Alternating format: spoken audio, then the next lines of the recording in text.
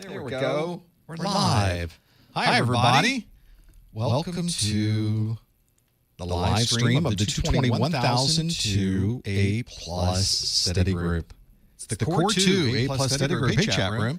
I need to pop out chat so I can actually see what people are saying. Boom. There we go. This can go over here. Very nice. Nice. All right, let's check on things. We got recordings going down here. There's actually two of them. You can only really see one. You sort of see the second one kind of looping around. He's up high. So those are working. We've got recordings going here. That's my OBS. That's working perfectly. If it wasn't, you wouldn't see me. Audio is echoing. You must have it open in two places. What's going on with that? I don't know why it would echo. Double echo? Really? So let's hear. Let me hear myself. I haven't changed anything here.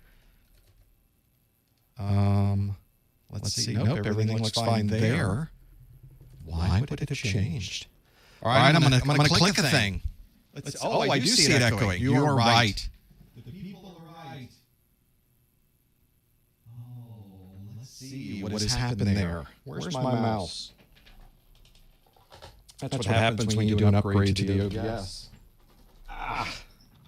Prior to going live. Let's try this. I don't know which one is supposed to be not echoing. One moment, please. I'm going to walk away. I'll be right back.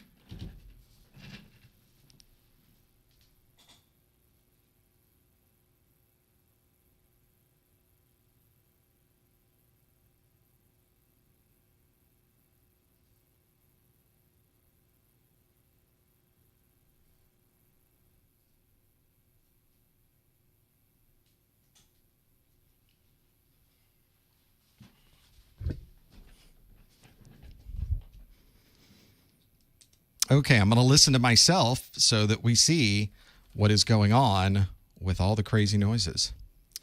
And I want to see...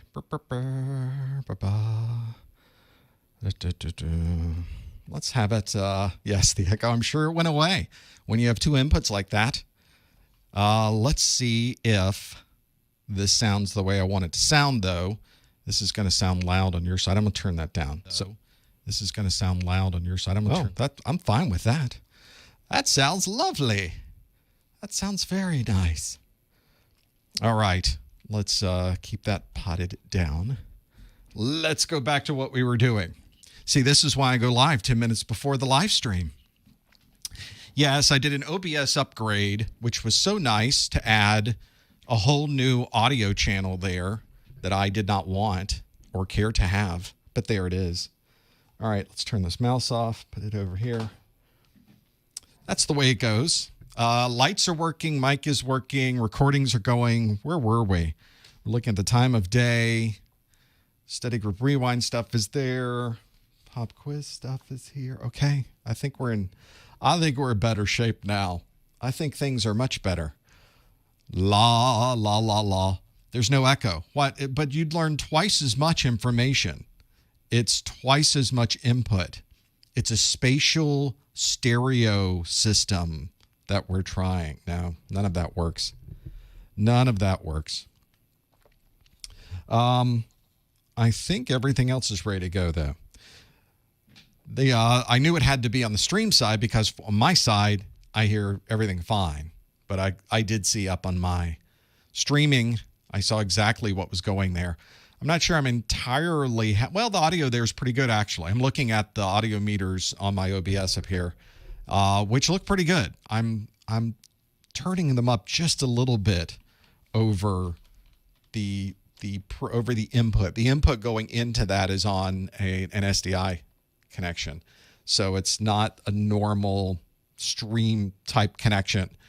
I've got an SDI card, and it's just putting the video and the audio into the OBS box, all with one connection. And of course, I'm getting the view of that out that's on this monitor right here. So that's all in another room. I had to go over there and do that because it's so small. I could have moved the mouse around, but the monitor's way over there. It's so tiny. Can't really see that. So that's what's going on with that. And I think that's definitely the audio I normally use because it does have a different 5-minute warning. There we go. Hi, chat room. Hi, everybody. So nice for you to be here. Taking Core 2 in 11 days. So we will find out if that 11 days is going to give you enough time. I think it will. I think we'll get you ready to go. We'll have to figure it out. The other piece of this that we have to do is we'll do the Q&A in the first hour, and then I will take your questions in the second hour. So we'll do it that way. Get both of those. But thanks for being here, people, in the chat room. Let's see how many people are checking in. You guys are here. You guys are good. Now that needs to go over here. Go over there. All right.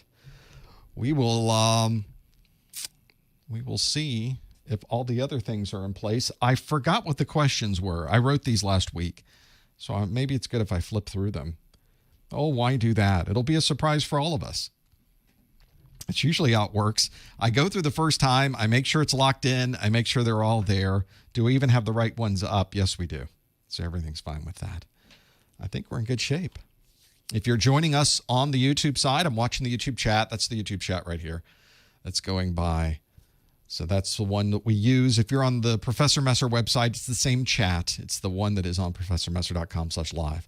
What is all this equipment in my studio? What is all this craziness? I've documented it all on my website, professormesser.com/studio. And you can see what camera am I using? What Panasonic Lumix GH5S am I using? Which mixer am I using? What video switcher am I using? What is that streaming OBS box that's in the other room? That's what that is. Oh, Chris, you got the song. Thank you. I was so happy to provide you with the song from the podcast, but you can't play here or else they'll just take it off the air. That's the weirdness, isn't it? But there it is. We got 3 minutes till we get started. Get yourself comfortable. Grab a beverage. We're going to do this Q&A in just a moment. Get it all going. Saw folks checking in from Hollywood and Atlanta and Southern Indiana and Switzerland. Welcome. Good to have you here. Mesquite, Texas is here.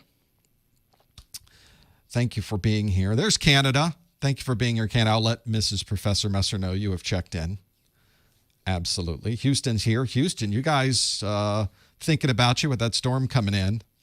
You're going to get some rain, I think. There's some more Canada, the Canada. Now, what part of Canada? Because that's important to know. I have to know whether it's the West Coast, BC, or whether it's over in the Hamilton area. There's different parts of the family in different parts of Canada, so we have to know from whence you come. There's Boston and Bradenton, Florida. Hey, Floridians, fellow Floridians. Paris and Maryland and Mexico and Virginia Beach and India and Toronto and Tamarack, Florida. See, I used to live down there, not in Tamarack, but in South Florida. I lived in Hialeah and Miami Lakes and Miramar and Pembroke Pines. Lived in a lot of places in South Florida. We just moved all over the place here and there. Aruba, North Korea checking in again. Remarkable. You have remarkable internet connectivity in North Korea. I was not prepared for that. Well done. You have a question related to IP classes. Well, you're welcome to ask any question you would like about any topic you would like in the after show. Right after we're done this first hour, you get to ask questions. I'll take questions from the chat room. I'll take questions from the phone lines. I'll take questions from however you'd like to send it to me. I'll answer questions. So thank you for that. There's Tampa, Florida. The cigar city of Tampa, Florida is there. Washington State. I guess Washington is actually on the East Coast. Washington is on the West Coast. Hello, El Paso and Belgium and Brazil. Bell Gardens, California. Rialto, California. A French guy in Phoenix. I think it was a book. I think I read that book. A French guy in Phoenix. So we can always talk about that too. Philippines are checking in. We got about 15 seconds. We'll be going. Yeah, if you give a thumbs up, I'm not a itch your boy, smash the button kind of person, but if you would smash that button, it really does make a difference. So thank you for doing that. I do appreciate it. Let's get this ready to go. We're going to get Keynote up. We're going to see if we can get a green button. Is it green? Is it green? It's green. That means that we can do a study group, everybody. Let's get this thing going. Here we go. Hello, everyone. Welcome to the October 2020 Professor Messer Core 2 A+ study group. It's the study group for the 220-1002 study group for A+. CompTIA's A+ certification has those 2 exams. 2 days ago, we did our live stream for the Core 1. You can always go back and watch all the replays on the YouTube. Today, we're doing the live stream for the Core 2. So we got plenty to go through for the Core 2. The way that you can participate live, since you're here, thank you for being here, chat room, and everybody else who's watching. You can browse over to professormesser.com/QA. You can pop open a new browser window. There will be a question waiting for you in that window. It's all you have to do is go to professormesser.com/QA. I've also got a QR code up there. You can pop open your phone or any mobile device, point it at that. It'll take you there as well. You can also use an app. There is the Socrative Student app is the name of the app. Make sure you get the Socrative Student app and not the Socrative Teacher app. Those are 2 different things. I'm the one that does the teacher app. You're the one that does the student app.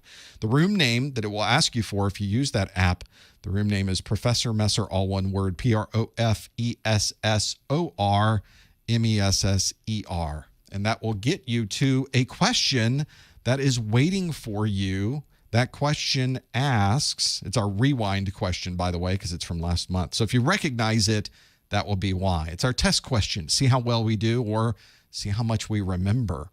The question asks, a user is experiencing application crashes multiple times a day. Which of the following would be the fastest way to view a historical record of these application problems?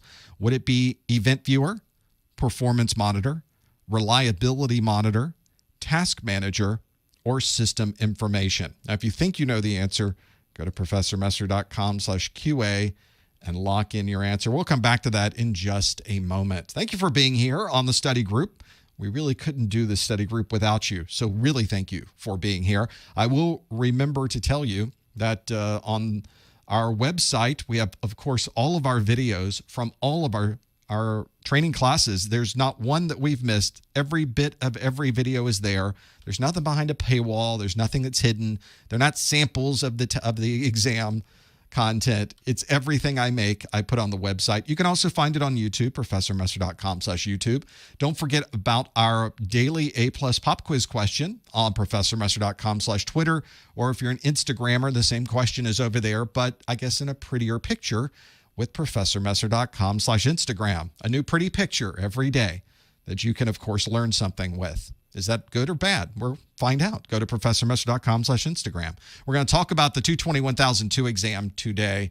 This is the exam that you have to score a 700 on a scale from 100 to 900. If you're watching this live in October of 2020, you'll know that the exam was released in January of 2019, which means we expect this exam to retire somewhere around July of 2022. So if you're taking this now or you're studying for this now in October of 2020, you have plenty of time. You have so much time. That is the exam you should be studying for. Make sure you go through and look at all of those. Make sure all your study materials are up to date as well. Don't study from older books from different exams, because on the 220-1002, 23% of the exam topics are brand new over the old versions. So you'll be missing a huge amount of content if you don't have the latest study materials. Make sure you have those. And of course, don't forget to get the objectives absolutely free. There's a link to those objectives at professormesser.com/objectives. Incredibly valuable to have that there. Today, we're going to go through topics from the 220-1002. Those topics are operating systems, security, software troubleshooting, and operational procedures. Those are the topics that we'll go through. Those are the ones you'll find on the 220-1002 exam. Although all of my videos are available to watch for free, some of you know that I have other study materials available as well. There's my course notes. There's my downloadable video courses. There's the Exam Hacks ebook. There's Q&A. My new practice exams are out there. So much available. You can find out about that at professormesser.com/1002success. There's also free questions available on my website. Can't beat that. for free questions, A+, Network Plus, and Security Plus free questions on my site. It's my Take 10 Challenge questions because I put them in 10-question chunks that you can find. It's at professormesser.com/take10, and you can step through that and see how you do with the Take 10 Challenge questions. Now, also, if you are someone who is a podcaster, you like listening to this in an audio form, you'd like it to be automatically downloaded to your mobile device without you even having to think about it. It's just there and available for you. You can add it to your podcasting program with professormesser.com/podcast. That is one that will, of course, take you to my A+, Network Plus, and Security Plus podcast links. You'll also see that you can play it from those pages. So you could live stream or after stream, listen to it in a streaming mode anyway, after the fact. I usually add those podcasts about less than a few hours later. Sometimes it's the next morning, depends on what's going on. So if you're a podcaster and you like to listen to the podcast coming through, that's one great way to do it. I'll also let you know, because Lori, my marketing manager, is having to listen to this on a replay, and she's making notes as to where all of the timestamps happen to be. And so, hi, Lori. She's listening right now. Chat room, if you can say hi to Lori, we appreciate her doing this and listening to it and putting all these timestamps, because tomorrow you'll be able to go through all of these videos and just simply click on the timestamp to go exactly to the question, answer, or call that you would like to. Very easy to do this. You can go back years now and look at all these timestamps. And of course, now YouTube is putting these in the bar at the bottom of the screen so you can see exactly where that happens to be. We appreciate you doing that, Lori. Thank you. Let's go back to the question we asked earlier, which was, a user is experiencing application crashes multiple times a day. Which of the following would be the fastest way to view a historical record of these application problems?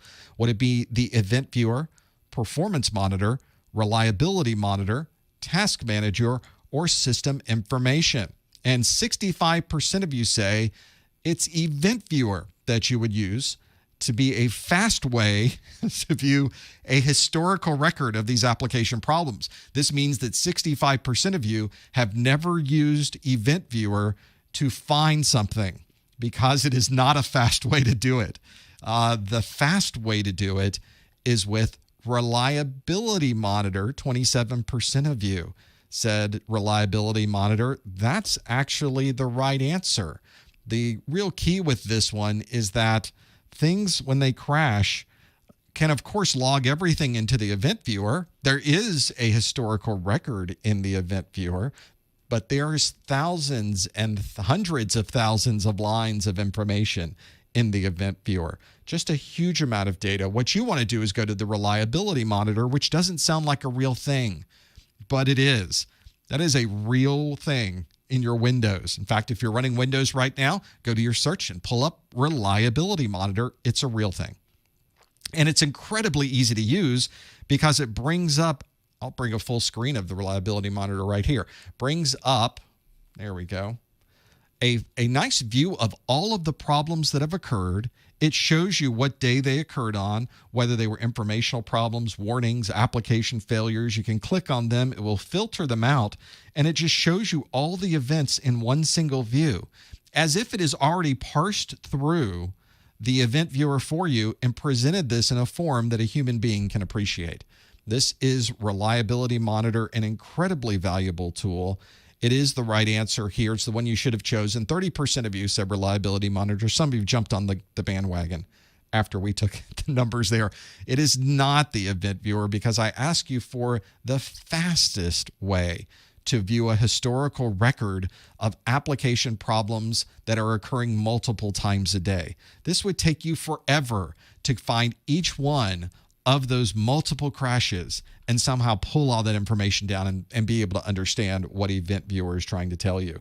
Reliability Monitor, incredibly useful tool, save you a lot of time. Make sure you give that a shot. So it would not be Performance Monitor, which is really giving you a real-time view of statistics. It would not give you Task Manager, a real-time view of the processes running on your computer, or System Information, which gives you an overview of how all of that works. So this would be a good idea. If you're ever trying to find information, that would be, of all the options available here, that one really is the best answer. This, by the way, is a very common theme on the CompTIA exam, which is there can be multiple answers listed that could possibly be technically correct. However, there's only one that really fits the question that's being asked, which is the fastest way to make that happen. So make sure you parse through the questions, you understand what they're asking for, because reliability monitor answer C was really your correct answer there. Of course, it also means you have to know what reliability monitor is. Another thing you have to throw onto the list of all of those. Hopefully that's got us started. You were able to get to the questions. You were able to see the answers. Now we're ready to continue on with brand new questions. I do a new set of questions for every study group. So we're going to do one right now. In fact, the first new question we do of every study group is a performance-based question. Now, if you've never taken an A+ exam before, or maybe you have and just forgot, there's a handful of questions you get at the very beginning that are not multiple choice questions. Multiple choice question is when they ask you the question and then you get a series of options to choose from. There are multiple choices available. But the first set of questions you get on your exam will not be multiple choice. They'll be what CompTIA calls performance-based questions, PBQs. These performance-based questions are anything but multiple choice. They could be fill in the blank. They could put you at a command prompt and ask you to perform a function. They could put you at a Windows desktop and ask you to perform a function. It could be a matching question. It could be a question where you have to put things in order from highest to lowest or fastest to slowest. You never know exactly what they'll ask, but it will be content that comes directly from the CompTIA exam objectives. So here is our first new question of the month, but this is one that is a performance-based question. It's a matching question, and it asks, match the commands to the descriptions. Some descriptions will not be used. You can see I have 4 commands and 6 descriptions, so there will be some descriptions left over at the end. The 4 commands are traceRT, chkdsk, nslookup, and gpresult. Yes, I know I'm saying them wrong intentionally.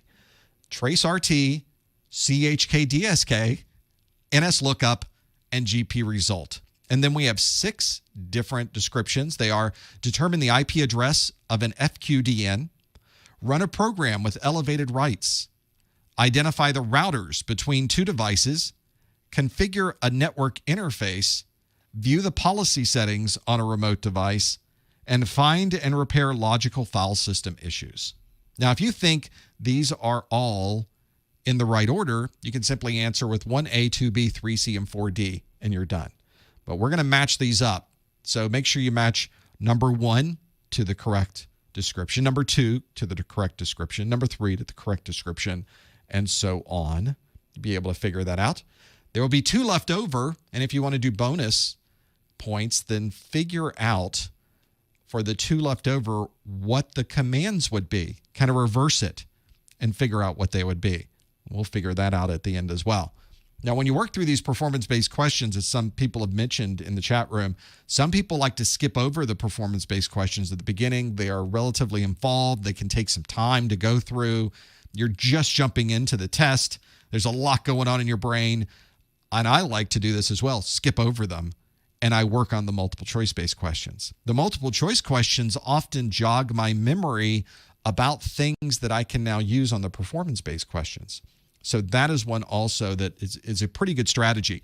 The A+ exam, you can jump anywhere you want on the exam. You can go back and forth to any question at any time. It's not on a rail. It doesn't force you down a particular path. You can move anywhere you would like. So take advantage of that flexibility by jumping over these, trying the multiple choice, and then coming back. Now, some people are fine with the performance-based questions. They like to get it out of the way first thing. It's whatever strategy works best with you. So that's what you want to do, is go from that perspective about all of those. No hints in the chat room, please. No answers in the chat room. You want to answer your question at professormesser.com/QA. Feel free to go through and see if you can match traceRT, check disk, nslookup, and gpresult. See, I gave you a little bit of a hint. And again, for those of you listening in, the 6 descriptions are determine the IP address of an FQDN, run a program with elevated rights, identify the routers between two devices, configure a network interface, view the policy settings on a remote device, and find and repair logical file system issues. So hopefully we'll have to figure that out as we go through. So I see a number of you are locking in your answers. I can see these coming in, and many of you are doing very well with these, by the way. It's a fill in the blank question, so I can't summarize everything. I can just kind of filter through them and say, yeah, it looks pretty good, or no, it doesn't look good. In this case, I think you folks are doing pretty good with these. Let's see how you did with these questions. So let's step through these one at a time, and we'll start with the very first description, or the very first command, trace RT, trace route. That's the trace route command from DOS or from Windows. It's that doesn't spell it all the way out, because we go back to those old days of the operating systems where you couldn't have commands more than 8 characters long. So it's the abbreviation trace RT that we want to match to letter number C, identify the routers between two devices.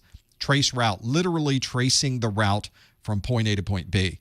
It will tell you all the different routers that are in between two different IP addresses by using that trace route command. The second command was chkdsk, check disk. That's the check disk command. And it is also a literal command. It checks your disk. It checks it for file system problems. So you can find and repair logical file system issues, and in some cases, physical file system issues, by using the check disk command, chkdsk. Very useful command, especially if you're not quite sure how well the file system has been holding up on a system. It's a good way to check it, make sure that it is in good shape. The third on our list is NSLOOKUP. NSLOOKUP refers to the name server or name services lookup, where you can determine the IP address of a fully qualified domain name, an FQDN. This is one that is querying a DNS server to provide you with this information. That's just one of the things NSLOOKUP can do. So if you've used NSLOOKUP or you've used DIG, those are similar programs in how they work, what they do anyway. They're not similar in how they work, but they're very similar in the information they provide. So NSLOOKUP is going to provide you with name services information, specifically IP addresses, the names of hosts, or anything else that might be contained on that DNS server. Fourth on our list was GP result. GP result. This is the global policy settings on a machine. If you want to see what they're currently set to, you would use the GP result command to view the policy settings on a remote device. That is indeed GP result. So those are the 4 descriptions and commands. It's trace RT is identify the routers between two devices. Check disk is find and repair logical file system issues. NSLOOKUP is determine the IP address of a fully qualified domain name. And GP result is view the policy settings on a remote device. But of course, we have bonus ones, don't we? We have 2 different commands that descriptions that did not have commands on them. One was run a program with elevated rights, and the other one was configure a network interface. So let's put some commands in to run a program with elevated rights. That sounds like a Linux command, isn't it? If you want to sudo, you're going to be running a program with additional elevated rights associated with it. Sudo is that command, sudo. And the last one is configure a network interface. There's a few different ways to do this in Linux and in Windows, but I just put down the Linux one. Ifconfig allows you to configure a network interface on a Linux device. Yes, you could do some netshell type things on Windows. There's some PowerShell things that work fine in Windows. ipconfig technically does some minor configuration settings, so I would accept that as well. But it certainly got us thinking, didn't it? Those are the commands and descriptions you should know for this. Hopefully that got you thinking about these commands. This is only 6 of the many, many commands you need to know. So if you are someone who is looking at this and you're thinking, I don't know that GP result, I don't recognize that NSLOOKUP, what is an FQDN again? You may want to go back over some of those videos to have a look for both Windows and Linux/Mac OS type commands. They are all pretty much the ones that are listed in your CompTIA exam objectives. And hopefully you did pretty well on that one. Folks in the chat rooms, it's like you folks did very, very good with some of those. And that's kind of what I saw in there as well. Let's now shift gears from our performance-based questions and let's do a multiple choice-based question. The multiple choice-based question I have asks, a system administrator is troubleshooting the Windows boot process and would like to limit the amount of memory available during startup. Which of the following would be the best choice for this task? Would it be Device Manager, Performance Monitor, Services, System Configuration, or Event Viewer? A system administrator is troubleshooting the Windows boot process and would like to limit the amount of memory available during startup. Which of the following would be the best choice for this task? Would it be Device Manager, Performance Monitor, Services, System Configuration, or Event Viewer? Now, if you know the answer, do not answer in the chat room. You want to go to that link right there on the screen at the bottom, professormesser.com/QA, and lock in your answer. See if you happen to know what this one is. Of course, a lot of Windows questions, a lot of operating system questions in the 220-1002. So you do have to know how to do things with the operating system itself. In the pre-show, some folks in the chat room were talking about this, that the 1001 exam, there's a lot of hardware. There's, of course, networking and cloud computing and other things in the 1001.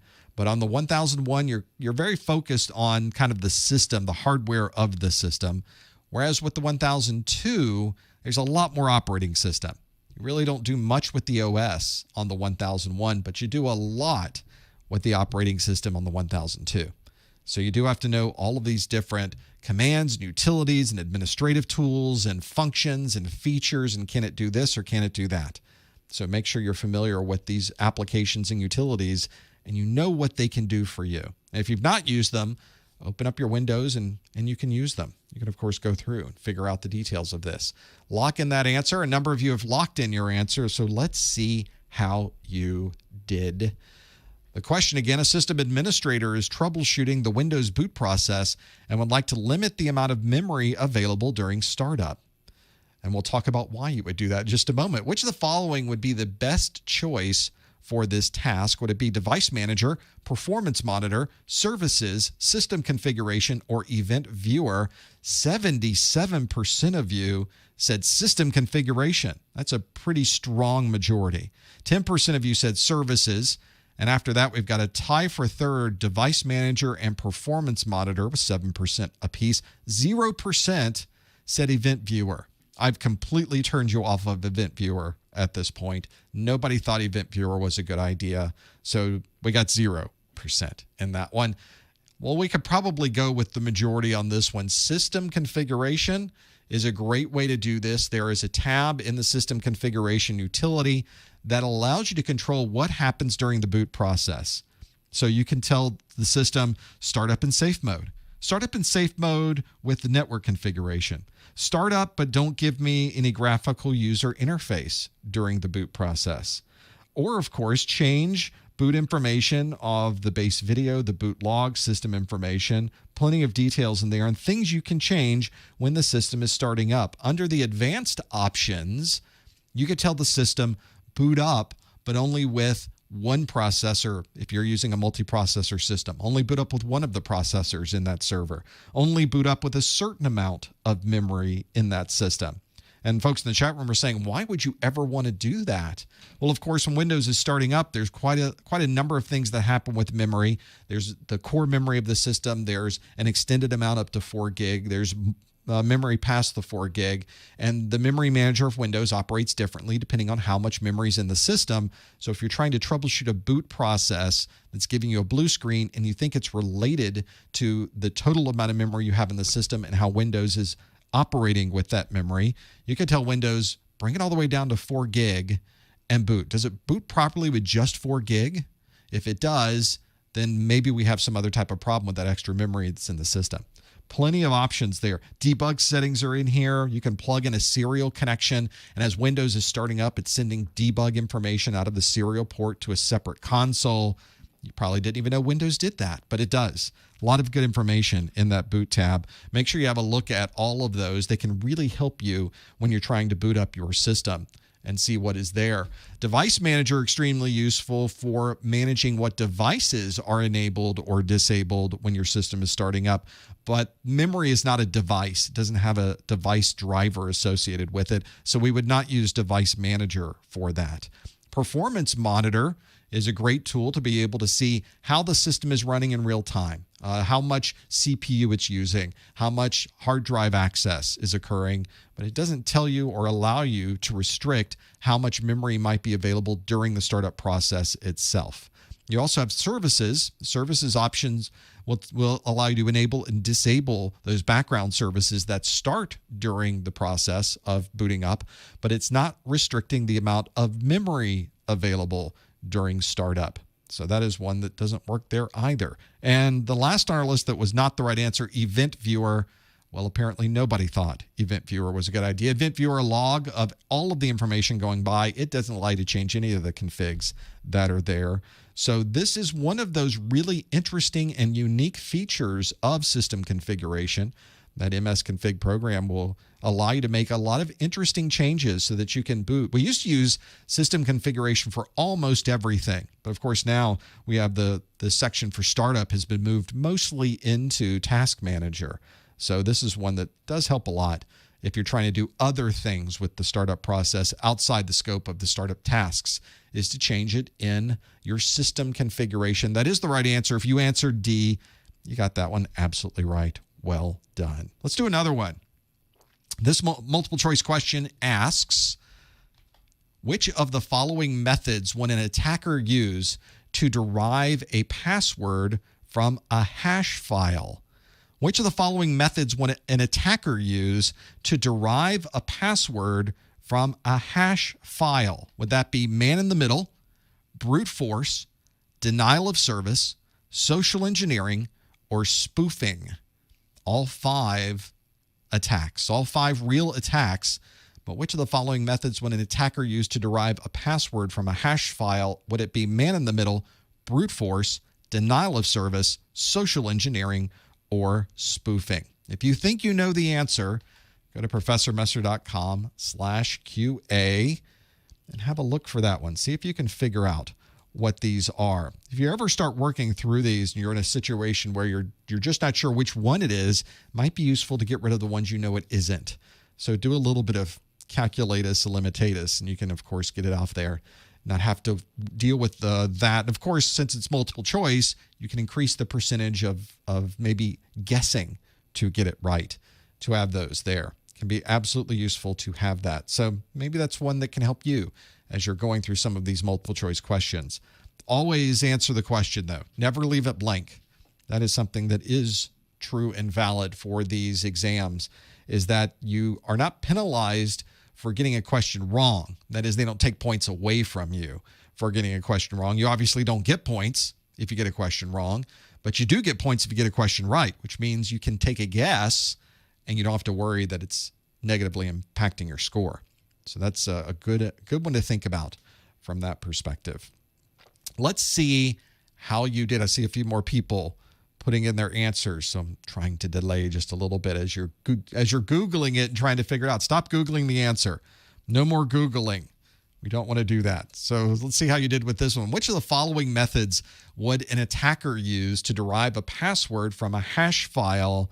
Would it be man in the middle, brute force, denial of service, social engineering, or spoofing?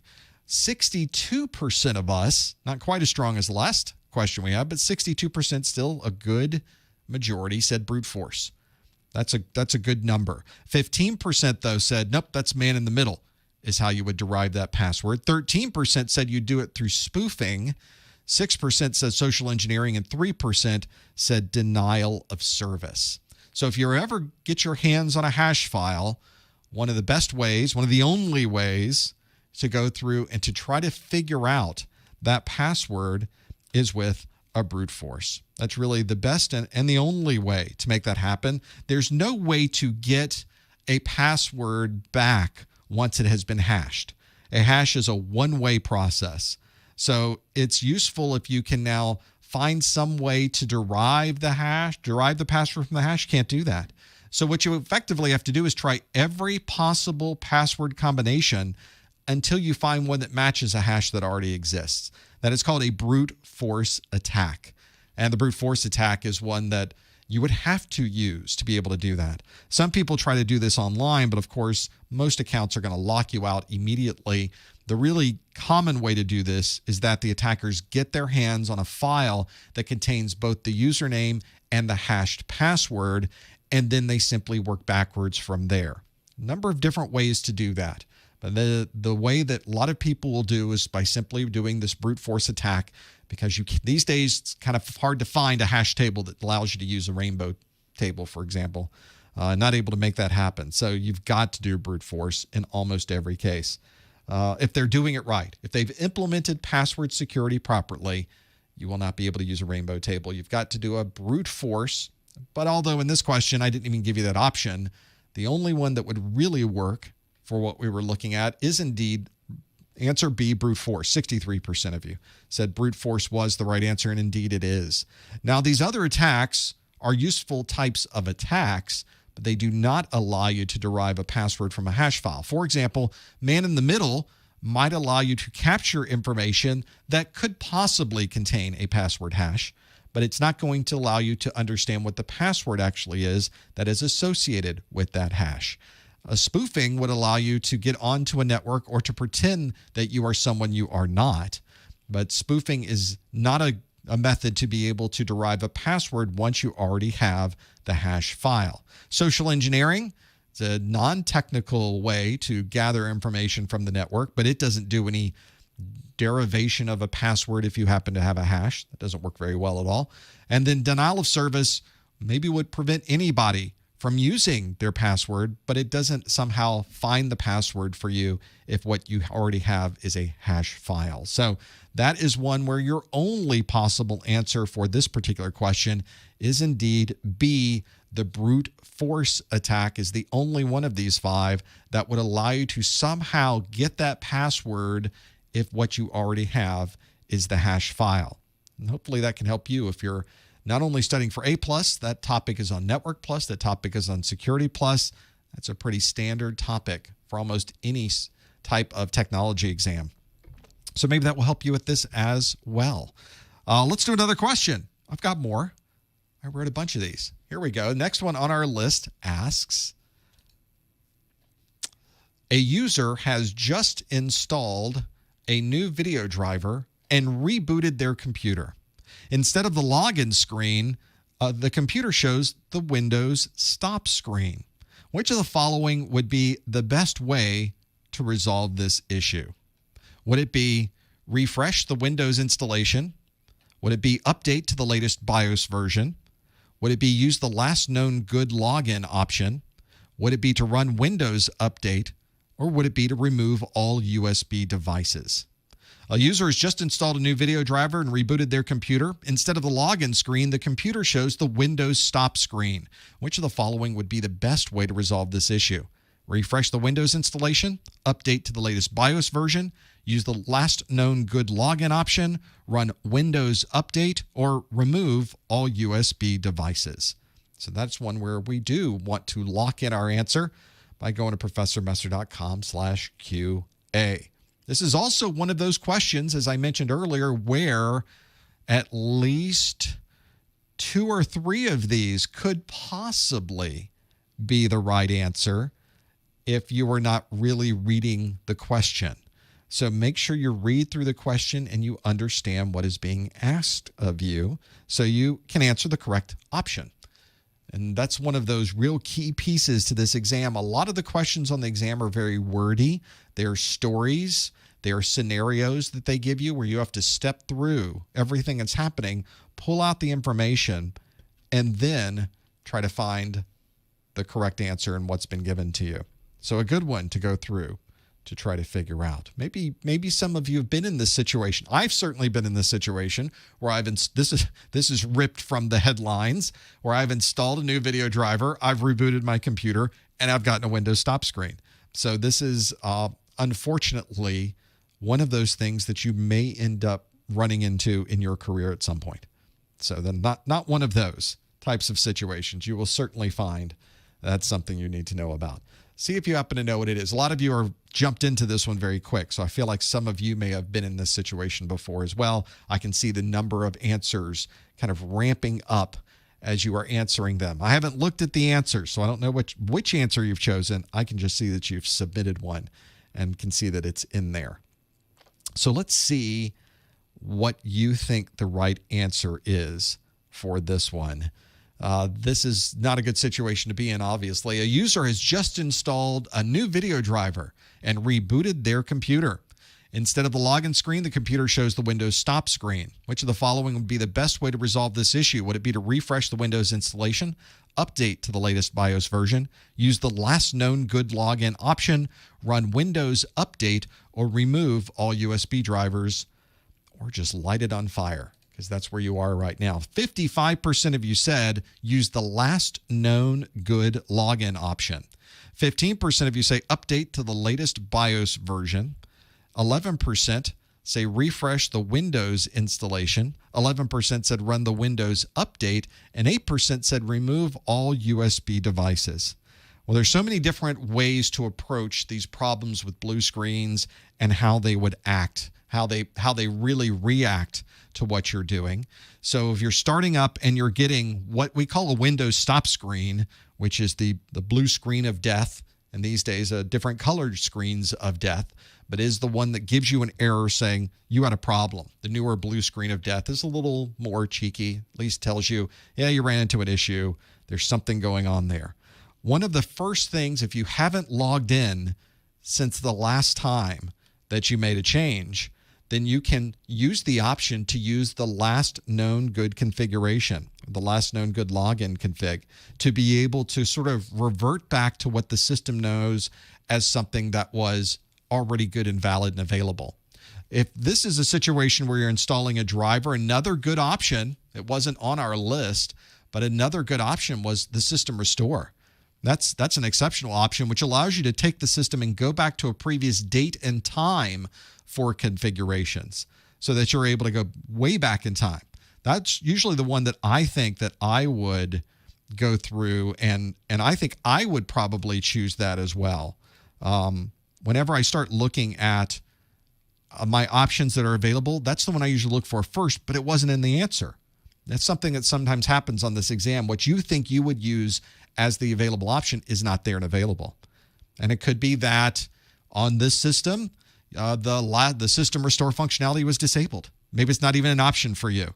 So something you wouldn't be able to do either, or you can just roll back the driver. You can go into the options and safe mode and just roll it back. So all three of those things, very useful when you're getting a blue screen on the system. Now you could, of course, if you just put in hardware, you've just installed this, you could try reseating it or try removing it completely. Maybe the hardware or the driver itself was causing the problem. And by removing the hardware, you're obviously removing the driver from starting, and that's not going to be a huge problem for you to be able to do that.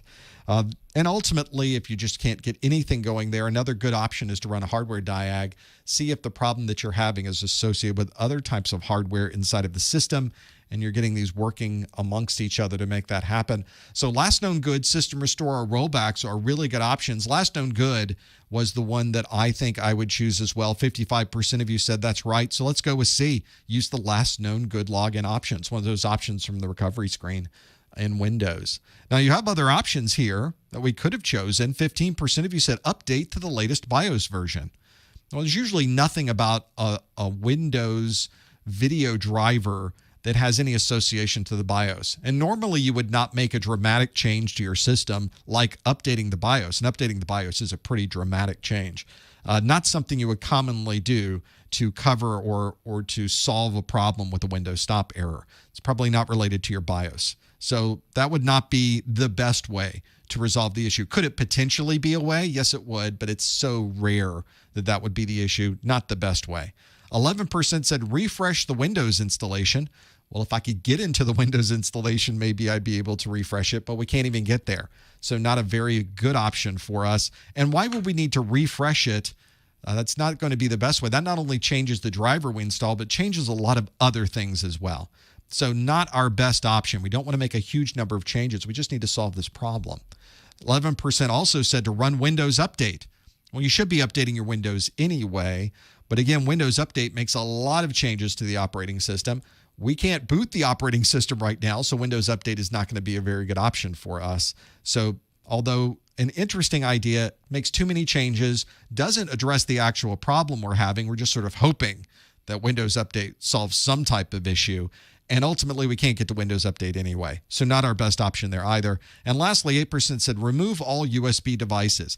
Not a bad bit of advice for Windows, is it? For those of you familiar with doing a Windows Update or doing a Windows image or doing a Windows restore or doing a Windows install, removing every extra USB device is very often a good best practice. In this particular case, it's the system we've always been running. The only thing we changed was the video driver.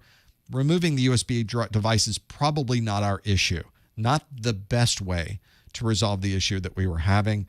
What we want to do is use the last known good login option. 56% of you chose that one. You got it absolutely right. That is the right answer to use with that. So well done. If you answered C, 56% of you got that one absolutely correct.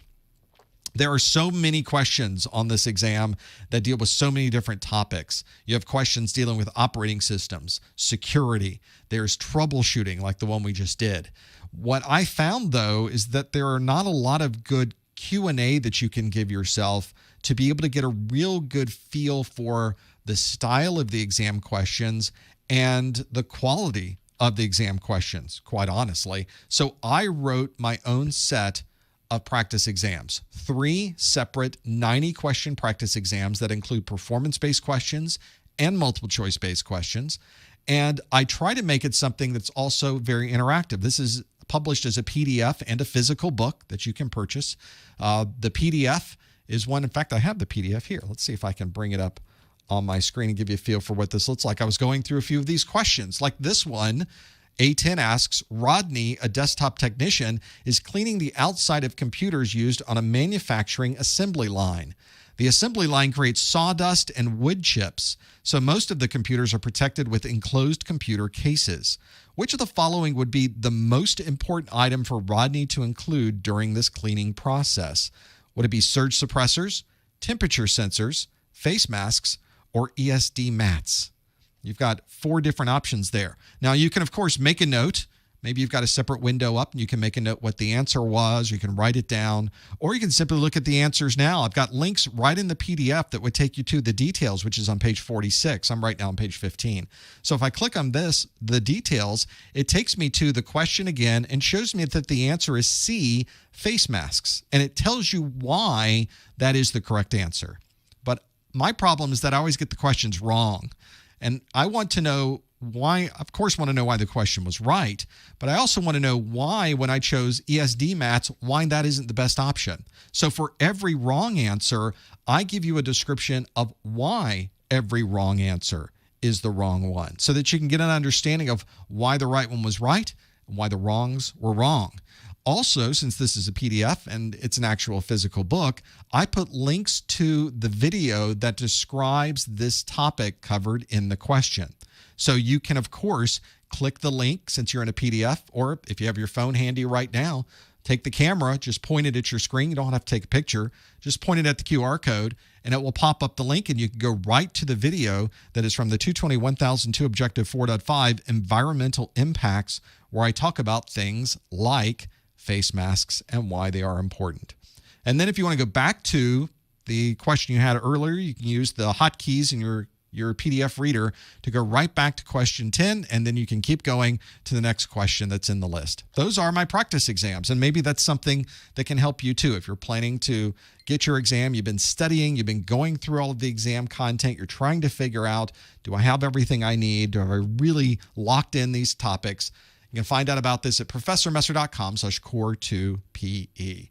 Let's do some more questions ourselves right now and do these. The next question on our list asks, A system administrator is creating a script to back up the files from recently disabled Active Directory accounts. Which of the following would be the best choice for this task? Would it be .py? Would it be .sh? Would it be .bat? Would it be .ps1? Or would it be .js? A system administrator is creating a script to back up the files from recently disabled Active Directory accounts. Which of the following would be the best choice for this task? Would it be .py? Would it be .sh? Would it be .bat? Would it be .ps1? Or would it be .js? Those are your 5 options. Maybe you're familiar with writing some of these scripts and what you would use, but scripting is a section on the 220-1002, and you absolutely need to know which one of these would be the best choice for the particular scenario that you found yourself in. If you know the answer, no answers in the chat room, no hints in the chat room, no questions in the chat room. I guess you can ask questions, but no hints. ProfessorMesser.com/QA is where you need to go to lock that in, to figure out those, or take a guess if you don't know. Just put it in there at ProfessorMesser.com/QA, and we'll figure it out. And of course, we'll step through each one of these so you know which one was right as the correct answer and why the others were wrong. Figure out all those details. Since scripting is a new feature, a new set of questions on the latest exam objectives, this is one of those examples of, if you have the old study materials, none of this is going to be in your old study materials. So that's the important part, is really knowing that these new topics are in there, what these new topics are about, and that you're familiar with them. So make sure you understand those differences between the exam versions and why that's important. In fact, I've highlighted that when you go to ProfessorMesser.com/objectives, I list out all the 220-1002 objectives, and I highlight which ones are brand new.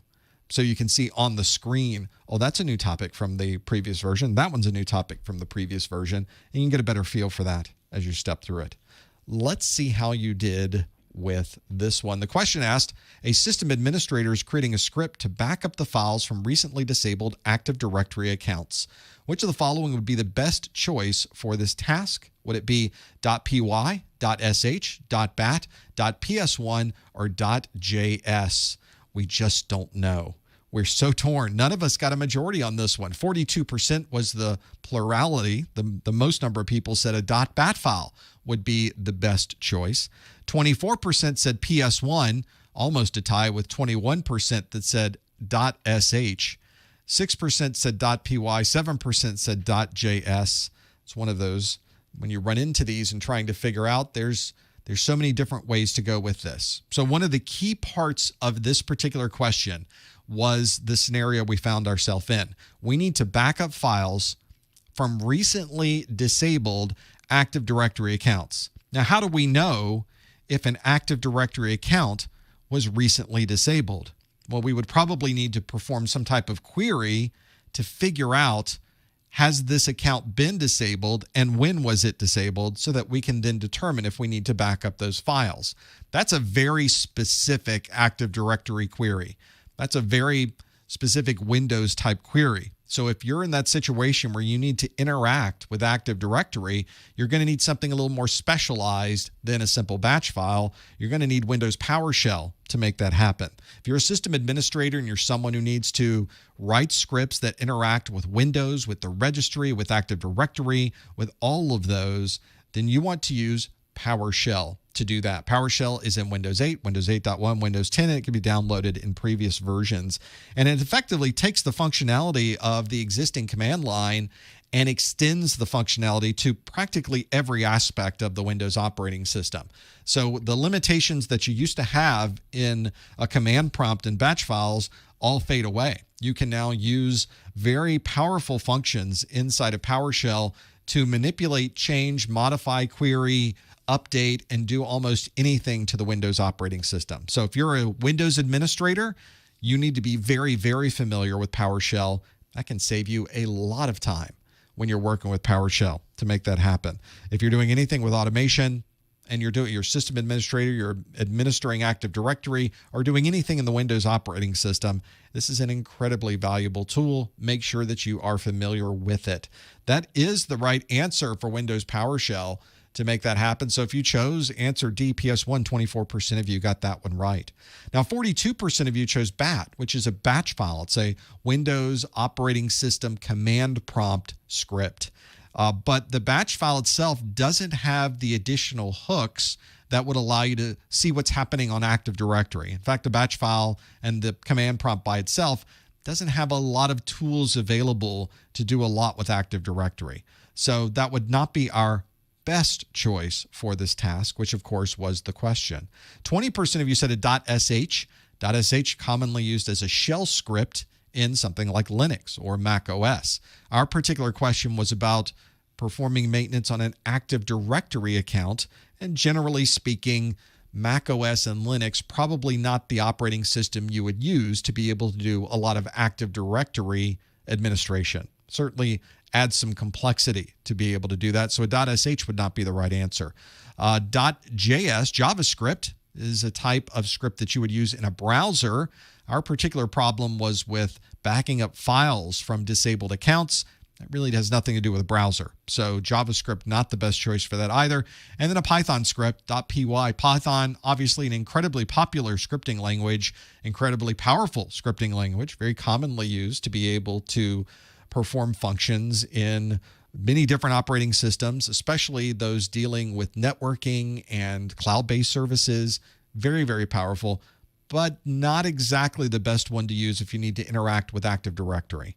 So in this particular case, your best choice, really the only choice you have for the best one is a PowerShell script. If you answered D.PS1, 24% of you got that one absolutely right. Now, if you're watching this video for continuing education unit credit, and you would have to know what that is for this to make any sense. So if you don't know what this is, that's okay. You can just ignore this next part. But if you are watching this for continuing education unit credit, you want to follow these instructions, and I will send you an email that has been digitally signed that will give you a 1-hour webinar category CEU. You go to the top or the bottom of the Professor Messer website. There's a Contact Us link.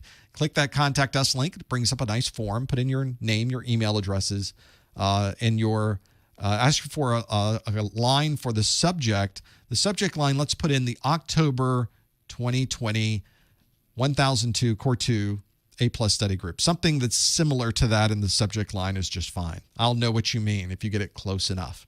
In the body of the message itself, you want to put on a line by itself the super secret code word of the month, which is PowerShell. PowerShell is the super secret code word of the month. So put that in on a line by itself, please. And then if you want to put anything else in that message below it, you're more than welcome to do so. I read through all of these, and that is one that I'm not able to respond back to all of them because I get hundreds of these coming in, but I do read through every single one of them. So just to let you know about that. And if you do all of that and you follow those instructions, then you will earn 1 hour of a webinar category CEU. So there you go. That applies to anything that would need a CEU because all of these topics that we're talking about today apply to the A+, the Network+, the Security+, and many other things as well. And some people use those CEUs for things outside the scope of CompTIA. So one of those things to think about as well. That is your super secret code word of the month. Maybe that helps if you need some more of those CEUs. These days, I think a lot of people are using the CertMaster CE to renew. It's just so much easier than collecting CEUs. But it's always an option. Some of you still use that, and I'm more than happy to provide that to you. We've got time for more questions, though. Let's do another one. The next question on the list asks, which of the following would share files between Windows 7 computers on a private network using a single shared password? Would it be cloud synchronization, home group, media server, Windows domain, or work group? Which of the following would share files between Windows 7 computers on a private network using a single shared password? Would it be cloud synchronization, home group, media server, Windows domain, or work group? If you think you know the answer, go to professormesser.com/QA and lock in your answer. If you do receive one of these emails, folks in the chat room are asking, one of the emails that I've digitally signed, yes, you can use PGP or GPG or any compatible program to verify the digital signature. Of course, the email itself is the certification. The email says, this email certifies that. That's the certification. The digital signature means that it came from me and I wrote it and you didn't change it from 1 hour to 100 hours. That's the beauty of a digital signature. So you can, of course, use PGP or GPG to verify the digital signature. My certificate, the public key, is available on practically any public key server. And the email address for that will be in the letter, the email letter that you receive. The letter that I write to you on paper, that I send to you with a stamp in the mail. It will be in that email, and you'll be able to verify the digital signature there. Assuming, of course, that your email system that you're using doesn't modify it in some way. I've had people send me emails saying your digital signature is not verifying, and I look at it and they stuck right in the middle of the email an ad. I'm like, well, I didn't stick the ad in there, so that's why the digital signature failed. It's one of the benefits of using the digital signature. You know if anybody modified that email between the time I wrote it and the time you received it. Very useful to have that. Let's see how you did. Oh, we're still answering this one. Some of you aren't quite sure on this one. I noticed when it goes a little slower that you're trying to figure it out, trying to step through it. There's a lot of different options there. So I'm going to give you a second or two more to step through this one and figure this out. Let's see if you can really get these down. Let's see how you did. Which of the following would share files between Windows 7 computers on a private network using a single shared password? Would that be cloud synchronization, home group, media server, Windows domain, or work group? Oh, we're torn again. But we did get a majority. 53% of us say we would use home group for that. 32% of us say work group is the right answer.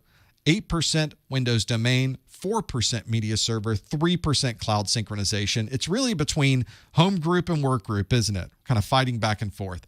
The real key for this question, there were a few keys in this question. One was Windows 7, although technically Windows 8, 8.1, and early Windows 10 versions, this would apply. But I figure if I put Windows 7, we all know what we're talking about. And the other piece that we wanted to do, since we're sharing files on a private network using a single shared password for everything, a single shared password across the board. To make that happen, you would probably, well, the only thing you'd be able to use is home group. Home group is the one. The reason I didn't put Windows 10 on this one is because they removed this feature from Windows 10. It was in there. If you had an early Windows 10 version, you could use home group in Windows 10. And they realized, well, that's much too easy. Let's get rid of that. There's some significant security challenges with being able to manage that. So let's take it out of Windows 10. I'm guessing that's why they did that, to be able to make that happen. So I think if ever I go through and try to figure out the details of these things, that's the one I think I would worry about, is the security piece of it. So home group is the right answer. If you've ever used home group, it's a simple thing to set up. You decide on your computer all the different things that you would like to share. I want to share my pictures and my videos and my music and my documents and my printers. And then it says, okay, well, just give everybody on your network this single shared password. It's not an easy password, Q03H56QK7J. And you hand that out to everybody on your network, and everybody would be able to view and share your pictures, videos, music, documents, printers, and devices, all with that single shared password for everybody. You don't have to set up separate usernames. You don't have to have separate accounts. You don't have to set up permissions. You don't have to have everybody's password different. You don't have to do any of that. You just simply give them the single shared password, and everybody has access to all of your resources on your system. In fact, you set up the home group across multiple systems, and now everybody who has that single shared password can all access all of the multiple resources on multiple systems, all with a single shared password. Pretty nice to have that there. But of course, a significant security problem, which is most likely why you don't see that anymore, to be able to have that there. So hopefully that's familiar. Hopefully that's something that you've worked through. That is why in this particular answer, the 53% of you that said home group is the right answer. You got that one absolutely right. Work group is a sharing functionality. That's what you would have in Windows 10 currently, which allows you to set up usernames and passwords, separate accounts on your system, and then assign those separate accounts access to your shared resources. The most compatible feature with this, they took it out of Windows 10. I think they did that because they created the OneDrive, the Microsoft cloud-based file sharing system. That's what they moved everything over to. That's the emphasis, was putting everything in the cloud, and you can simply point people to the cloud to be able to share those. The feature that really is the biggest compatible type feature in Windows 10 now would be a work group, which isn't really the same thing. Home group just allowed you to set up the sharing so easily, give it a single password. Everybody had access. It was one of those things that made it very, very simple. Now I think they've just pushed everything out to the OneDrive, and I think that's what Microsoft's calling it still, OneDrive, right? So that's the one that you would use to be able to share your resources out on the cloud. And if everybody's on your local network, they're probably not going to the cloud. They're probably going to your local computer to grab those anyway. Because just like OneDrive, all of the file sharing systems, they recognize local computers as well. So you can just point to the cloud, say, give me that file from the cloud. It goes, well, it's actually on the computer next to you. You don't have to go to the cloud. I'll just grab it from there. And that way we can save all that bandwidth. It's much faster. Dropbox does that as well. Nice feature to have that.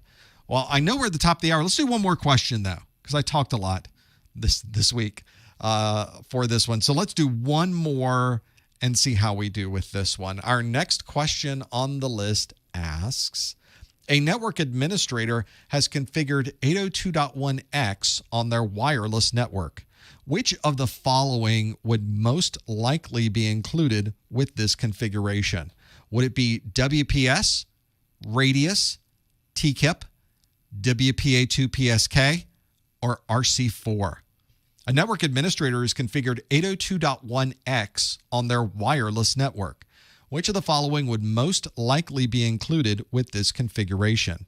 Would it be WPS, Radius, TKIP, WPA2 PSK, or RC4? If you think you know the answer, go to professormesser.com/QA and lock in your answer. Maybe that can help you with figuring out what these are. So you have to know what all these technologies are. You have to know what 802.1x is. You have to know what WPS and Radius and TKIP and WPA2 PSK and RC4 are. So I know there's a lot to unpack there. There's a lot you have to kind of pull apart. But if you know 802.1x, you should be able to adjust with the other answers. So some of these you could throw out pretty quickly if you know being able to do that. If you think you know the answer, go to professormesser.com/QA and lock in your answer. See if you happen to know what that is. Whenever I start working through these and trying to figure out the best option for this, you really want to break these down. You do need to know this for A+, yes, and being able to work through them. This is one of those where you probably do need to look at the exam objectives. Those objectives will tell you everything. I have people all the time. I see messages on the Reddit. I see people all the time sending the notes that say, there was a lot of topics covered in my book that you didn't talk about in the videos. I always go back to read the exam objectives. I stick to the objectives. I don't go any farther than that. So make sure that you don't go any farther with that either. Might help you for what you're doing. See if you can take a guess on this one too. I know a lot of you are Googling that 802.1x right now. Stop that. Stop the Googling. We'll figure out the answer for these as we go through them. Maybe it's one where you're familiar with these particular technologies. Maybe there's some you know and you can throw out. So this is a good chance to test your skills for this to see how you do. Let's see. A lot of you have answered this one. I think we've slowed down a bit. So let's see if we can figure out the answer on this one. A network administrator has configured 802.1x on their wireless network. Which of the following would most likely be included with this configuration? Would it be WPS, Radius, TKIP, WPA2 PSK, or RC4? And we're a little torn. We have 52% of us that say WPA2 PSK. So we've got a little bit of a majority there, just over the line. 34% said Radius. That's a pretty strong second place. And then everything else is single digits. 9% said WPS, 4% said TKIP, and 1% said RC4. So let's throw out the single digits. What we're left with is radius and WPA2 PSK. The clue, the secret to this question, not really a secret, is that we are configuring 802.1x. 802.1x is an authentication mechanism where you would authenticate using a username and password to gain access to that network. Generally, that username and password process is one that is using some type of centralized authentication service, and you would be able to communicate to that centralized authentication, authorization, and accounting service, AAA, using a protocol such as Radius. Radius would be a very common, probably one of the most common protocols to be able to do this. You could have used LDAP. You could have used TACAX Plus. You could have used Kerberos. There's a lot of ways to do this, but none of those ways were listed in the answers. The only answer that really was one that matches up with 802.1x is Radius as the right answer. And Radius is just available so many places to be able to do that. That is what you should be doing. That's what you should be using to integrate your 802.1x with a centralized username and password. So the reason, if you've ever been at an office and you've logged into the wireless network and you've simply used the username and password for Windows as your login, your domain login to get on the wireless network, that's how this works, is that your wireless controller talks over, usually using Radius probably, or LDAP, to your Active Directory database, checks your username and password, and then says, yep, you're doing good. You can have access to the wireless network. The other choice here, and the one that the majority of you chose, which was WPA2 PSK, WPA2 certainly both an encryption and authorization protocol for a wireless network, but PSK is a pre-shared key. It's the one key you give to everybody to gain access to the network. It's the one that you would say, oh, you need to get my network? The password is Ninja. Everybody, password's Ninja.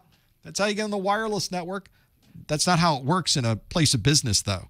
You don't just hand out a single password for the network. And if you've enabled 802.1x, then there is no single password. There is no pre-shared key that you would use. 802.1x is the alternative to using WPA2 with a pre-shared key.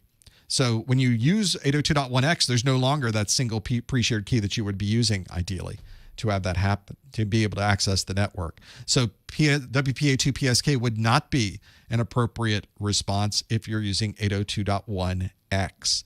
WPS, TKIP, RC4, well, TKIP and RC4 are methods to use for the wireless encryption used in WPA, WPA2, WEP, and WPS is a method, an authentication method to be able to gain access to the network using a PIN, personal identification number, generally. That's not one that would integrate with 802.1x either. So none of those technologies work for 802.1x. The only one associated with 802.1x is Radius. That is the one that you need to know for this particular answer. That's the one that is a very common integration with 802.1x. If you're using that 802.1x on your network, that's a great one to use. And so hopefully you're familiar now with 802.1x. And if you've ever trying to figure out how do they sync all those passwords and usernames up, that's how they do it, to be able to work from that.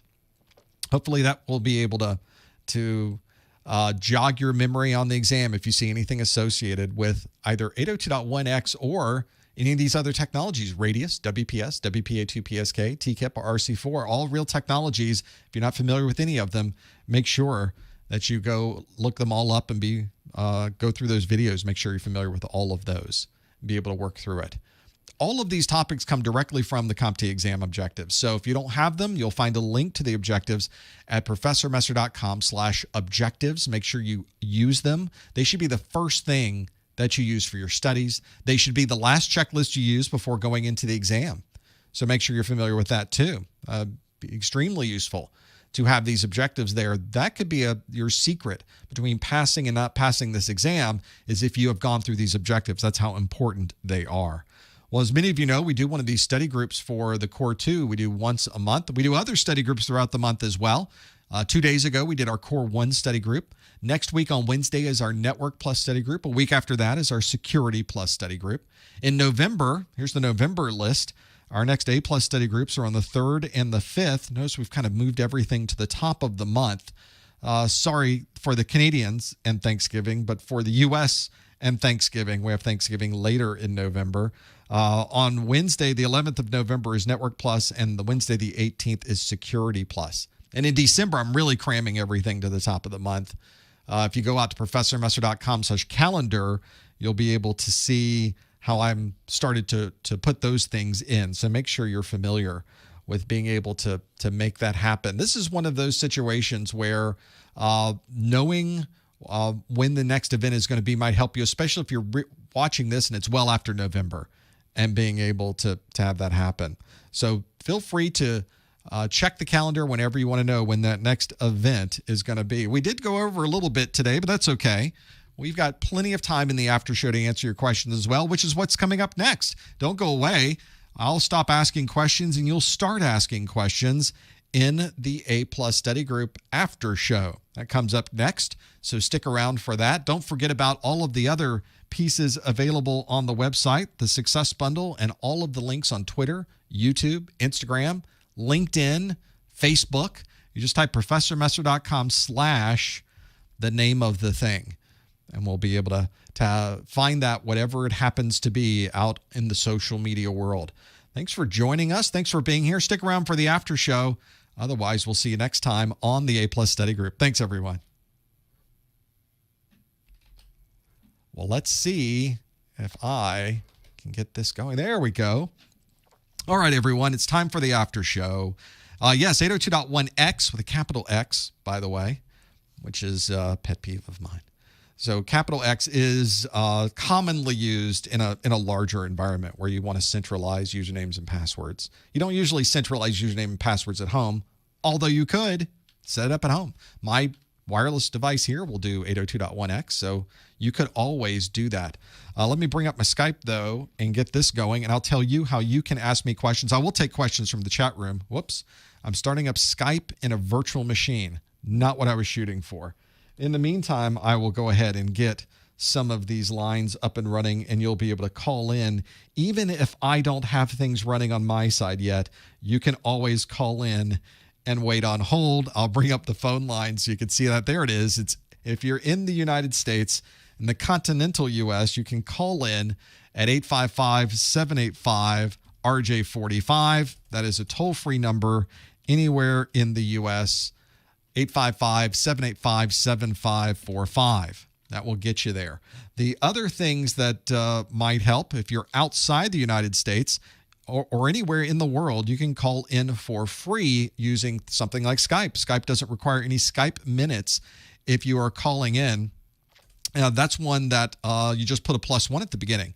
So inside of Skype, you put a +1, 855-785-7545, and you can connect here as well. All our phone lines have filled up at the moment, but you'll listen in as soon as somebody falls off. You can always check that too. Let me call in. I haven't even called into my own show yet. That's an important step, so bear with me one moment, and we'll get this going in just a second. I have to type in some numbers here and a £, and then the nice lady says, enter your 6-digit PIN. I will do that. I'll put in my 6-digit PIN, and the lady says, welcome, Professor Messer. Thanks, nice lady. So that means that I can interact with you at those phone numbers. I'll also take questions from the chat room as well to be able to do that. Another way to go about making that happen. So certainly, do I need a Windows domain server to utilize Radius? No, but you would probably need a AAA server of some kind to be able to do that. Some people use different name services to be able to do that, or they just use a Radius server to be able to do that. Free Radius is a good example of that. Free Radius, open source Radius that you can use. You can set up Radius at home, have your own Radius server, set up your wireless access point, have it authenticate usernames and passwords that are on your Radius server instead of using a pre-shared key on your wireless network. So another good example of that. That's probably what you would use in a VM. Load up Linux in a VM, load up free Radius. I think there's some other free Radius. Is there free Radius for Windows? There might be. You can do that as well. have that there. Let's go to the phones, and we'll go to let's go to John in Tampa. Hi, John.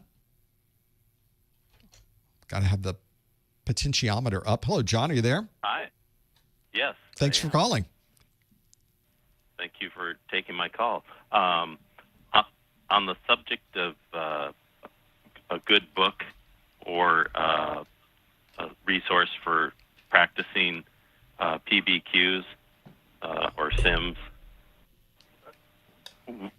any ideas on that? Because I know you always say get a good book, but it's, some of these people I've purchased materials from, excluding you, you realize they have old info in their books. It's a good point. But as far as like PBQs, it's like I mean I know CompTIA A offers this for the labs, but I don't know if that product is any good. I've never heard anybody even comment on it. Well, I will comment on it because it's the product that they recommend is the same product that I recommend, and it's from the folks at Practice Labs. If you go out to the Professor Messer website, I have a list of recommendation. It's on my website under both the A+ Core 1 and Core 2 menus. At the very bottom are A+ study recommendations, where I mention you need some good videos, you need some good books. I put some recommendations up. You need plenty of hands-on and lots of Q&A. Under plenty of hands-on, I have the Practice Labs link that is there. Practice Labs, I've worked with these people literally for years with the things that they've been doing. If you go back to the days when I would work with the partners that I had over in the UK, we all use Practice Labs to be able to do that. They would whitelist that. It had their name associated with the Practice Labs. Now the Practice Labs are just there and available for you to purchase directly from the Practice Labs website. There's a link on my site to be able to do that. And the way this works is there's some free ones you can do as well. So you can sign up, you can step through them and use their labs for free.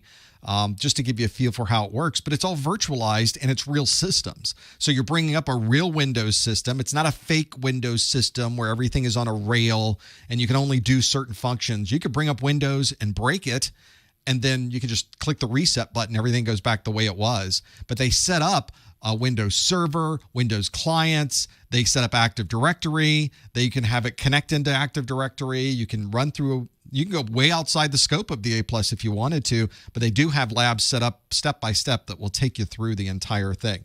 I should really do a demo of this on one of our other study groups. I just didn't set it up for this one, but it is a very, very useful set of labs. There's really nothing like it in the industry. They've done a very good job. They have labs not just for CompTIA, but for Cisco and VMware and all kinds of other technologies too. They have been doing this forever, and they're great people to work with. I've worked with them and met them, and there's nice folks to be able to not only work with, but if I ever need anything, if somebody has questions about it, if there's a customer service issue that needs to be handled, I just ping them and they're instantly available and working with me on that. So I've always been impressed by that as well. That's what I recommend.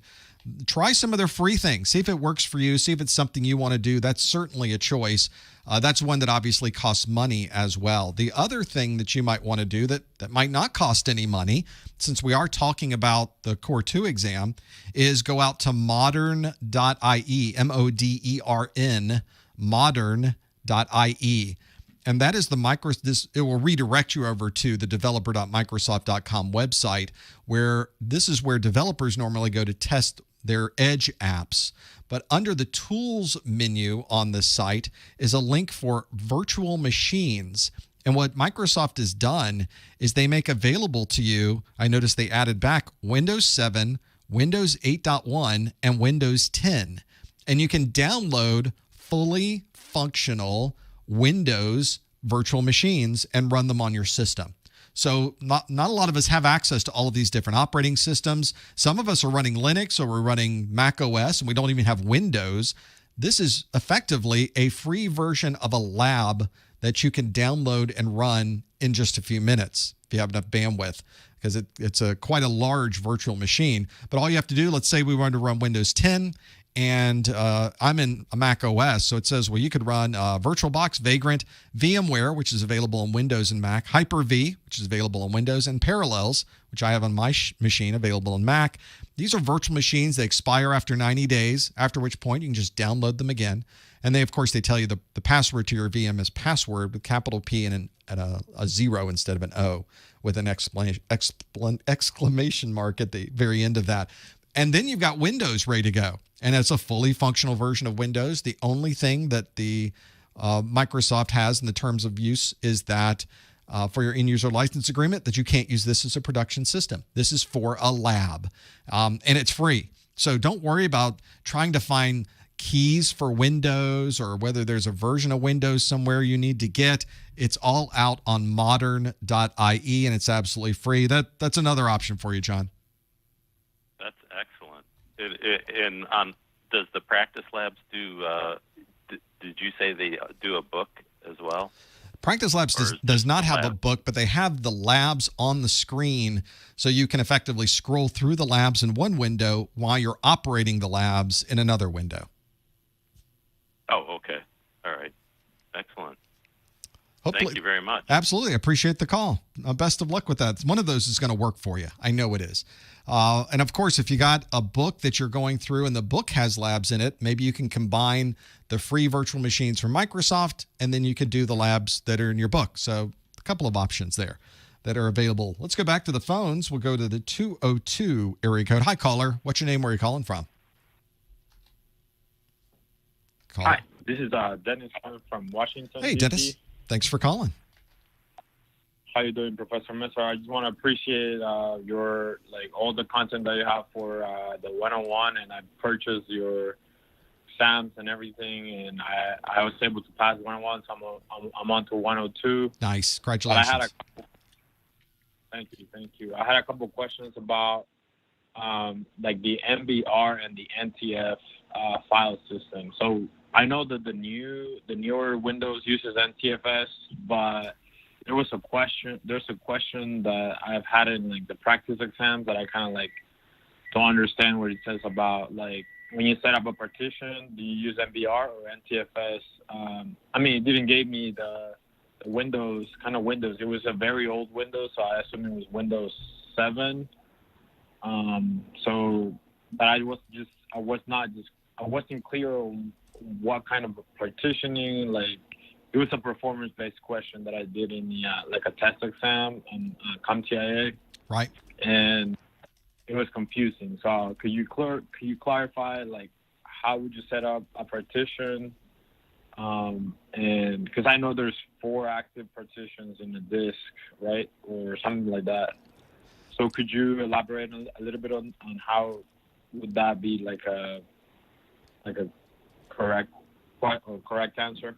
I am so glad that sort of the MBR partitioning style has gone away. So you're sort of conflating 2 different technologies together. So the first thing we should do is separate out those technologies into 2 different pieces. Whenever you're configuring a drive to put some type of data on it, you have to effectively first create the drive partition style. Is sort of the term we use to describe this. And that is the one where you're using a partition style that is usually MBR, which is the master boot record partition style, which is the old school partition style that we have had forever. That's the one that you mentioned. That's the style where you can put 4 partitions on the drive, and there could be one of those can be active. And then there's this whole thing with extended partitions that just is craziness whenever you start trying to use it. The other partition style you have to choose from is GPT, or GUID partition table style. So you've got these 2 styles to deal with, the old master boot record MBR style or the newer GPT. And if you're using, I say newer, it's really a style we've been using almost for years now. If you're using any modern system, it's most likely configured with a GUID partition table in it. It is one that requires you're running a UEFI BIOS, which most of your systems are running UEFI these days, and it can just have 128 partitions on it. You don't have to deal with these 4 partition limitations and It allows you to use these enormously sized partitions. It is the modern partition style you would use is GPT. So if you are configuring a system and it has maybe some legacy requirement, or it's running an older operating system, or you need that drive to somehow interact with an old operating system, then maybe you would set it up as MBR. But I would bet if you're running any type of new system, you're going to set it up with the GPT partition. It's just a very common way that you would see. And if you looked at your computer now, I'll bet it's a GPT partition style to be able to do that. Once you kind of have built the box for the data to go in, that's the partition style, then you get to decide on the file system. So you mentioned NTFS, for example. The file system is sort of like the card catalog. That's a bad term to use, I guess, these days. It's the index that you would use to be able to find all the files that you've created in this holding partition that you have.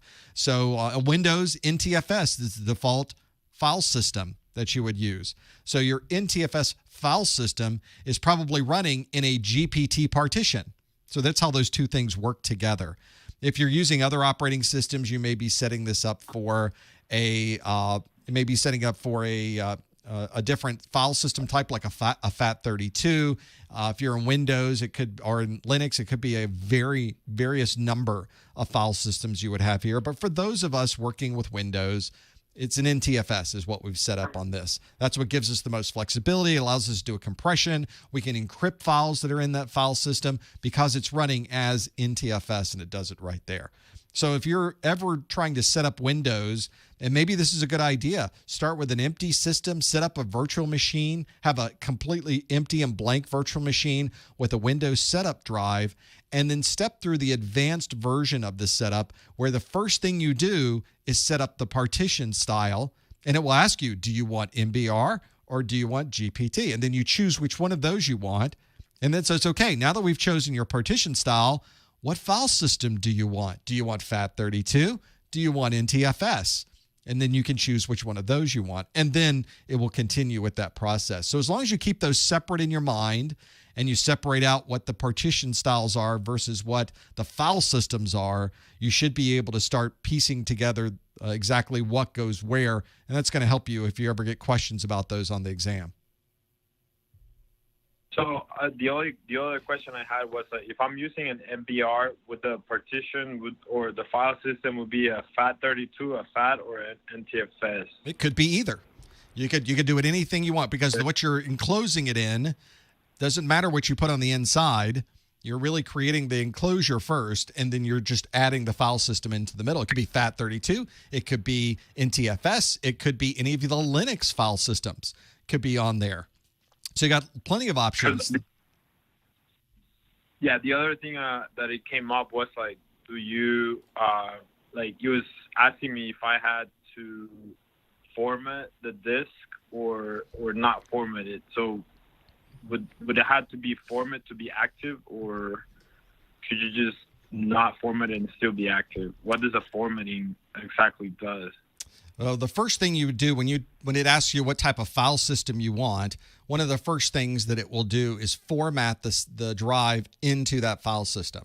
So it's sort of like creating a blank slate for you. You know, if you're going to be creating this index of all of the files that are on your system, let's blank out the index. We have a brand new clean sheet of paper. Let's put the sheet of paper in front of us. And if you want to add a file, I'll keep track of where all the files are in my index in the file system. So the process of formatting is the one where you decide, do I choose NTFS or do I choose FAT32? That effectively is the format system, the format process. Oh, okay. Awesome. Well, I appreciate all your help, and thank you for doing this for everyone. Best of luck, Dennis. You're on the right track. Thank you very much. That's one of those that if you've never installed the operating system before, that's one that can really throw you. Back when we were dealing really primarily with DOS and FAT and FAT32, and we had other operating systems come along. We had Novell, we had Banyan Vines, and a lot of these had their own file systems in it, and you would have to format those file systems with the one that made sense for what you were installing on that particular computer. Let's go back to the phones. 919 area code. Hi, caller. Which name were you calling from? Hey, Professor. My name's Jeff. I'm calling from North Carolina. Hey, Jeff. Hey, so I have a couple questions. I'm currently a police officer, and I'm looking to get out and get into IT. That was my original plan in high school. I'm going to take my Core 2 exam next week. Great. Hopefully have the A+ after that. I was wondering, what's your opinion on, law enforcement experience for cybersecurity? Because that's kind of what I'm leaning towards right now. Sure. And then also, what do you think of the CompTIA cybersecurity certs like CompTIA A+ and CAS and stuff like that versus a 2-year cybersecurity degree? Well, obviously, there's a huge emphasis in cybersecurity in almost every aspect of law enforcement, not just local, but state and federal. I've worked with a lot of state organizations, and because you're dealing with technology that even at the local level, I'll give you a story about going into Miami, Dade County at the time. I was brought in because they had to upgrade memory. They could not get their DNA test to work. They had just upgraded their systems, and the machine they used to do the DNA testing would not complete because it didn't have enough RAM inside of it. So they called me sort of an emergency, run down to the jail, go plug this memory into the system just so they could do some DNA testing. So those were good examples of how this technology sort of expanded out from just having radio systems. Now we're able to take DNA. Now, of course, it's expanded onto the internet.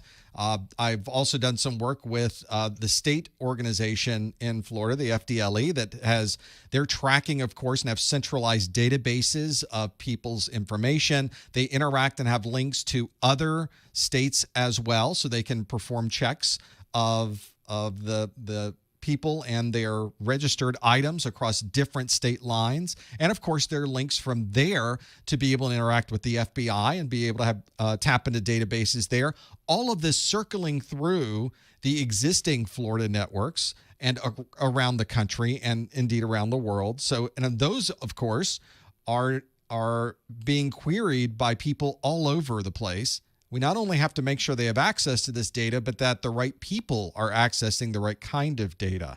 So one of these situations that you'll run into is that no matter what you do with law enforcement, there's a need for technologists, not just setting up the systems in the vehicles, making sure that they communicate wirelessly over usually cellular networks, that you've got higher speeds available, you're able to do more things in the field, and of course, back between agencies, you're able to send information. All of this is just to say, if you have a knowledge in that particular area, then you'll be able to apply that to the things that you're trying to do with IT. Now, let's talk about cybersecurity and what we're doing along those lines. It's a perfect place to fit. And obviously, with law enforcement and cybersecurity go hand in hand, but cybersecurity fits across a very broad area. Practically every organization needs some particular type of cybersecurity. The way that you get into cybersecurity, though, is usually not your entry-level job. Usually is not a cybersecurity job. In very large geographies, you may be able to find what is considered kind of a help desk security position. So a security operations center, for example, or a SOC is one where people can get an entry-level job and start learning the lingo and start understanding what's happening with the security technologies around them. And then from there, perhaps move into a more specific cybersecurity role. What a lot of people will do is start on the other side. They'll start with operating systems and networks, and then from there use that knowledge to transition into security, since a huge part of cybersecurity is dealing with operating systems and dealing with the network technologies that they're running on. Both are completely valid ways to get into the business, so to speak, of cybersecurity, but they're just different paths. And I guess it really depends on what you like to do, where your path has kind of taken you, and how you would like to be able to somehow find your way in, especially considering that cybersecurity is not some place you usually start.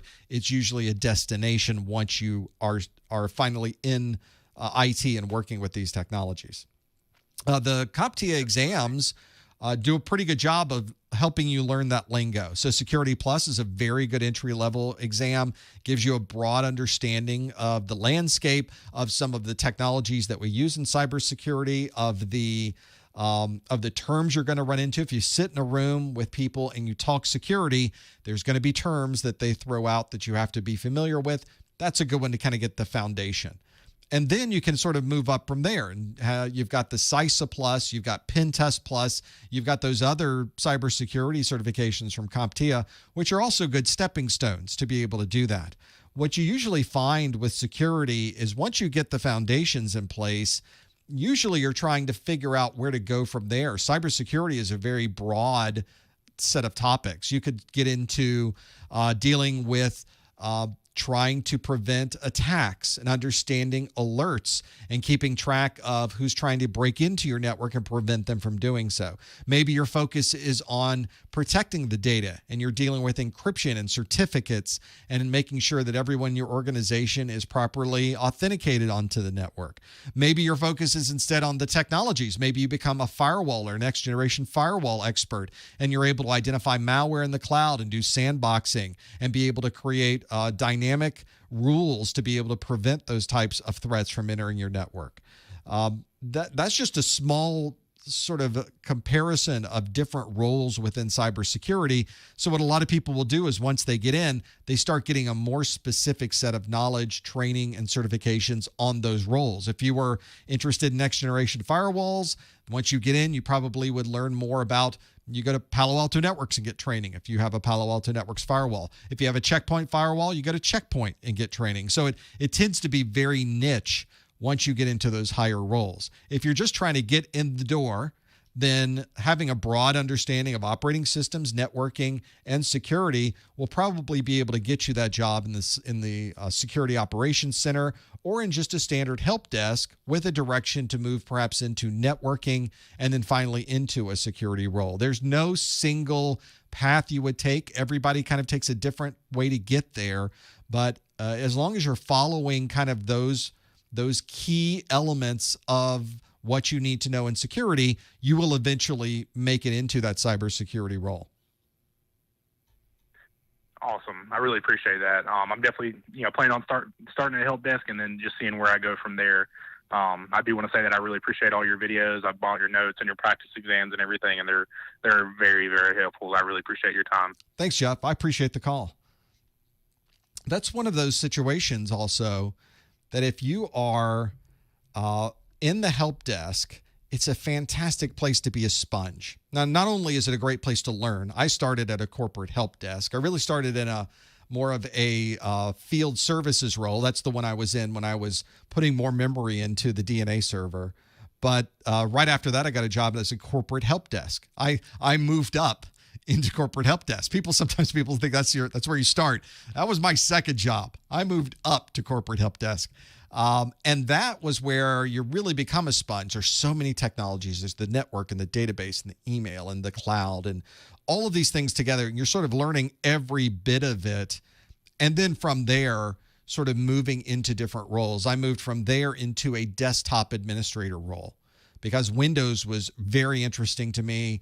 We needed Windows, people who really knew Windows very well. There's a lot to know about Windows. And so that's the role I moved in from there. Then I moved into networking. Then I moved into security. Then I moved into this, whatever this is. So there is sort of a stepping stone that you can go through. And usually it's what interests you. For me, it was whatever was shiny. Oh, look at that. Look at Windows. That's it. Let's learn some Windows stuff. This is cool. Let's try this. That's great. And then I learned everything I could. I just, like a sponge, try to learn everything I possibly could about Windows, setting it up, administering it, getting it running over the network, understanding the protocols it used. And then as I was looking at the protocols it used and how does Windows work across the network, wow, look at these protocols. Look at this data on the net. That network sure is shiny. That got my attention, and then I went down the network road. So that's always a pathway. Sometimes it's just whatever drives you is the path you take to be able to get there. Back to the phones, the 484 area code. Hi, caller. What's your name? Where are you calling from? How you doing, Professor? My name is Anthony. I'm calling from Eastern Pennsylvania. Hi, Anthony. Thanks for calling. Thanks for having me. I want to personally thank you one time for the content that you offer on YouTube. It's really helped me a lot. I was able to pass my 1002 on Tuesday and got my A+. That's great. Congratulations.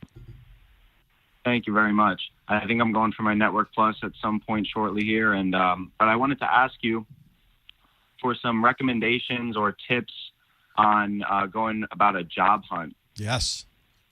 So in your particular case, is this one where you have no experience in IT, some experience in IT? What is the foundation that you're building on?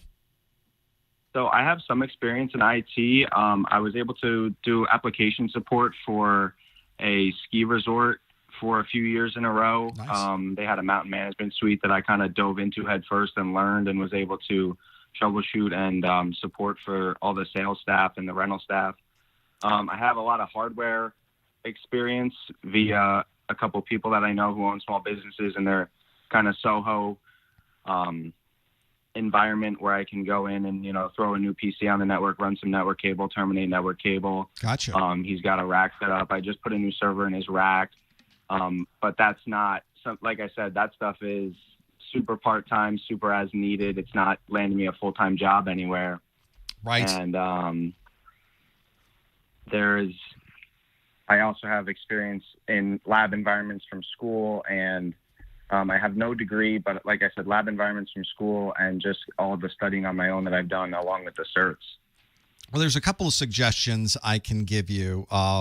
One of those suggestions is related to kind of the combination of things you need to know to get a job in IT. That's one of the biggest challenges we have, because employers, they like to see that you have some practical experience. So even though it's part-time or things that you've done in the past, that's some really good experience that you have. You have some practical, hands-on working with these systems and being able to make them all work. But there were other things you mentioned, things like formal degree, things like having certifications. Those are important. And lastly, and this may be one that you could really take advantage of, is knowing people in the industry. I did a video, and this is one I'll mention whether you've seen it or not. It's one I'll recommend that you look at, which is how to get an IT job without experience. Now, you have some experience, so this doesn't apply to you completely. But the video, it's a 30-minute video. It's a big video. It's constant. It's full of information. There's no downtime in this video. There's no time where you're shifting ahead and missing it, because I put in just tons of information. But I really talk about those 4 elements that you need to get a job in IT, which is a formal education. You need some type of practical experience. You need some industry certifications, and then you need to know someone. And it's someone not necessarily in IT, you just need to know someone at that organization. And not everybody has all 4 of those elements. You could, of course, have 3 of those elements, but you probably need if you're missing one of those elements, you probably need to boost the other 3 a little bit, or be able to focus on what those happen to be. That's where the real key is in being able to find that job. It's never any one thing. Sometimes it's not even a combination of the 4. Sometimes an employer is just looking for one thing. Are you certified? Sometimes they just want to know, oh, the guy and Bob in accounting? Great, you're hired.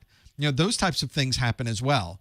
You never exactly know what an employer is going to be looking for when you walk in the door. So that's what I would recommend to you as well, is to have a look at what assets you have, look and see what you've got to be able to present to an employer. I give you some ideas of things that you can do, practical labs that you could set up, that you could explain to somebody what you've done from a practical perspective, certifications and things that employers are looking for, and some strategies for the job hunt. It's all in that video. That's what I would recommend you go out and look at, Anthony. I think that might give you some ideas, or at least give you an approach that might help with a strategy that would work for you. Perfect. Thank you so much, Professor. And I'll definitely check that video out and take some notes on it and dive into it. And I just want to wish everyone luck who's going on to take any cert exams. Thank you, Anthony. I appreciate the call. Thank you. Whenever I start getting into, what do you do? You don't have a job. You don't have the experience. What can you do? And there are some practical things you can do. I tried to put them in that video. I don't want to make it too much of promoting that video, but that's the reason I made that video, because there's no way I can give you the 30 minutes of content that I created there. I didn't mean it to be 30 minutes. That's just what it ended up being. There's no way I can do that on a phone call. And there's some good stuff in there. Some of it might apply to you, some of it might not, but all of it is something you should think about when you're on the job hunt. That might help as well. Back to the phones. Thanks for holding for so long. The 513 area code. Hi, caller. What's your name? Where are you calling from? Hello, sir. My name is Michael. I'm calling from Ohio. Hey, Mike. Thanks for Thank you calling. for taking my call. Absolutely. Yes, sir. Yes, sir. Let's see. So my question is, I've been encouraged to go back to college for computer science, but I know I already like IT. So I imagine I can still close the salary gap between IT and computer science if I keep learning, pursuing new certifications, and higher job opportunities. Does that sound about right? Well, it sort of sounds about Because right, except when you talk about IT and then you talk about computer science, in my mind, those are two very different worlds. So it might be worth our while to talk a little bit about what you want to be when you grow up. What are the things that are driving you? You already said you like the IT side. What are the things that are driving you more towards the computer science side? Well, the main thing would be influence. I ran into someone who's a retired college professor. She's helped a lot of people with their education and their future. I have always wanted to finish college, but she's really rooting for computer science, that area right there, and saying, and some people are saying, well, computer science, you make more money right off the bat and things like that. But I don't know too much about computer science, but I have tried my hand at IT, and I just want to make the argument that there's not that much of a gap between the two salary-wise, and I definitely feel safer choosing what I already feel comfortable with. I think you're probably correct in that. I'm going to plug that video I mentioned earlier on how to get a job in IT with no experience, because one of the first things I talk about before I go into the video itself is I talk about this difference or what I consider the differences to be between information technology, the IT side, and computer science. These are terms that I think the world tends to throw around as if they are the same thing. In my mind and experience, these are very, very, very different things. These are also very different if you were to talk to a university or a college or a four-year organization, because many of them have computer science degrees. Almost all of them have computer science degrees. And a percentage of them now these days might also have information technology degrees as well. And the good ones keep these separate. And if you're looking at your screen, this is the differences that I have here between these two, is that there are some pieces of these things that do overlap, but for the vast majority, IT and computer science are completely different worlds with a completely different set of skill sets, with a completely different set of responsibilities and technologies, and they are effectively two different types of jobs. So I would never, in my mind, I would never recommend somebody who's interested in IT, I would never tell them to go get a computer science degree, because you're going to spend all of your time getting skilled up and knowledge in things that you will not use if you happen to be getting a job in IT. Now, sometimes it can't be helped. Sometimes that's the only technical degree available from a four-year organization. There are many people that go through a computer science program knowing that they're never going to be doing any programming. They're never going to build an app. They're never going to get on a team of people to build these technologies. They're really interested in managing Windows servers, building up Linux, protecting security, working with databases, automating the cloud, or whatever it happens to be. That's the IT side. So sometimes you don't have a choice.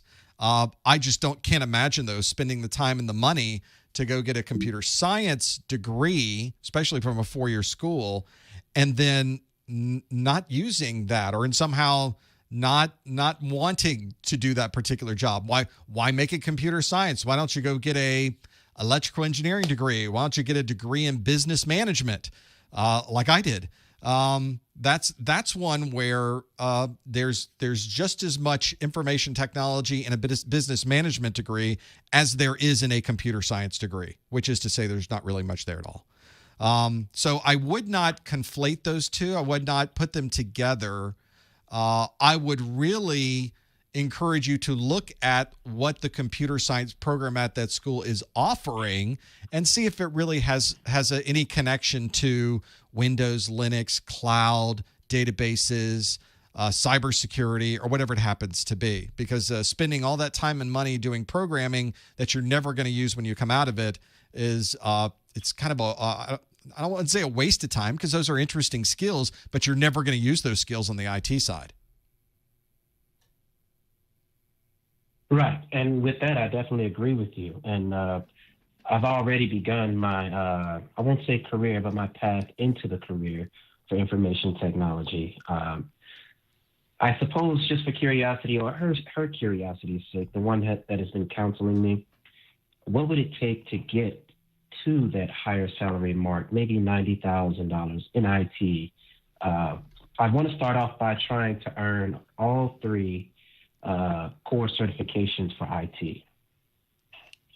I think this is one of those things. I've worked with thousands of people in technology, and I wish I could tell you there was something in all of these folks I've worked with that is the same. But as it turns out, the people that I work with, and I've worked at extremely high technical levels within technical startup companies that had technologies that nobody'd seen before. We were really at the pinnacle of our careers and the things that we were doing.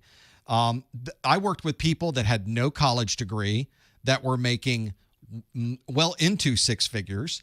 I was working with people that had extensive college degrees in electrical engineering that really understood the underpinnings of the technologies that we were doing, that were also doing and making six figures. There was me that had a business degree. My business degree was a business management degree that had zero technology associated with it. And I was in the same room as all of these other people doing the same type of thing. And I think we all were very good at what we did. It was one of those cases, though, that I think four-year degrees and four-year degree organizations perhaps don't understand what IT is yet. Some of them do. I've seen those particular universities and colleges. Some of them get it. Others just have no idea yet what IT is about. They don't understand the Microsoft ecosystem. They don't understand the requirements of the cloud. All of the cloud stuff happens so fast. They don't even know. They haven't even started on understanding the nuances of the cloud yet. You really have to look around to find the places that have. And if you can find one, try to find a four-year organization that has a cloud degree. Find one that has a IT degree. Those are the places you should be going to really get your IT knowledge qualified, so that you get a degree in that if that's where you want to go. But you don't necessarily need a four-year degree to be able to make that happen. I think when I think about the folks I work with that did not have a four-year degree under their belt, the only time it really hurt them, for the most part, was when they had aspirations of wanting to move into management. I think many people feel that management is the natural path from being in a technical role. I don't necessarily believe that. In fact, I'm proof that it is not, because I went into a management role, hated it, and then got out of it and back into a technology role, and then went higher in technology. So it's one of those situations where I would recommend going into, if you were going into a computer science degree with IT as your goal, just have your eyes wide open as to its applicability, and know that the people who are in IT got there by understanding the technologies, starting down at the help desk, really learning a niche of the things they needed to know. Well, in my particular case, I was in a very large multi-billion-dollar insurance company, had plenty of people working there. We were all in our coats and ties doing the IT thing. But there were technologies there that nobody knew about. The person who set it up was no longer with the company. It was falling into disrepair. It was broken all the time. Nobody wanted to touch it. And I said, well, I'll touch it. Let me go figure out what this thing does. And I got into it. I pulled it apart. I read every manual. I called the company. I became the expert in that technology for the company. And now all of a sudden I had a little bit of street cred. They're like, oh, wait, you now know something. You're now the expert in this thing that nobody else wants to touch because they think it runs on evil. So I was the one that was completely comfortable with it. One of the things you'll find in technology throughout your career is that the biggest problems you have are really fear of the unknown. Is that, oh, if we reboot this thing, is it going to work? Well, if you really understand the way it works and you understand how it boots, you understand where to solve problems if the problems occur, then it's not really anything you need to be afraid of anymore. You suddenly become very comfortable with it.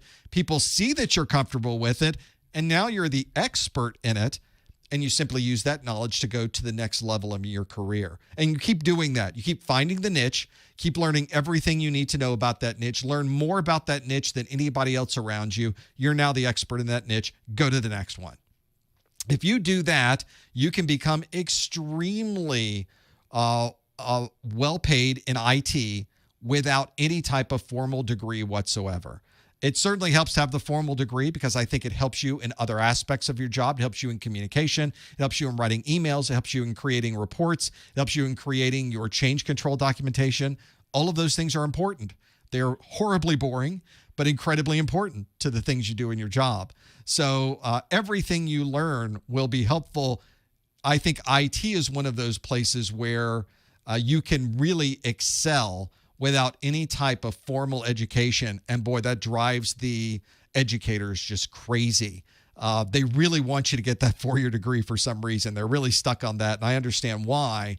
But the reality is it's not one of those must-haves for IT. It's one of those things that might help you, but will not necessarily hinder you on your path to a 6-figure income.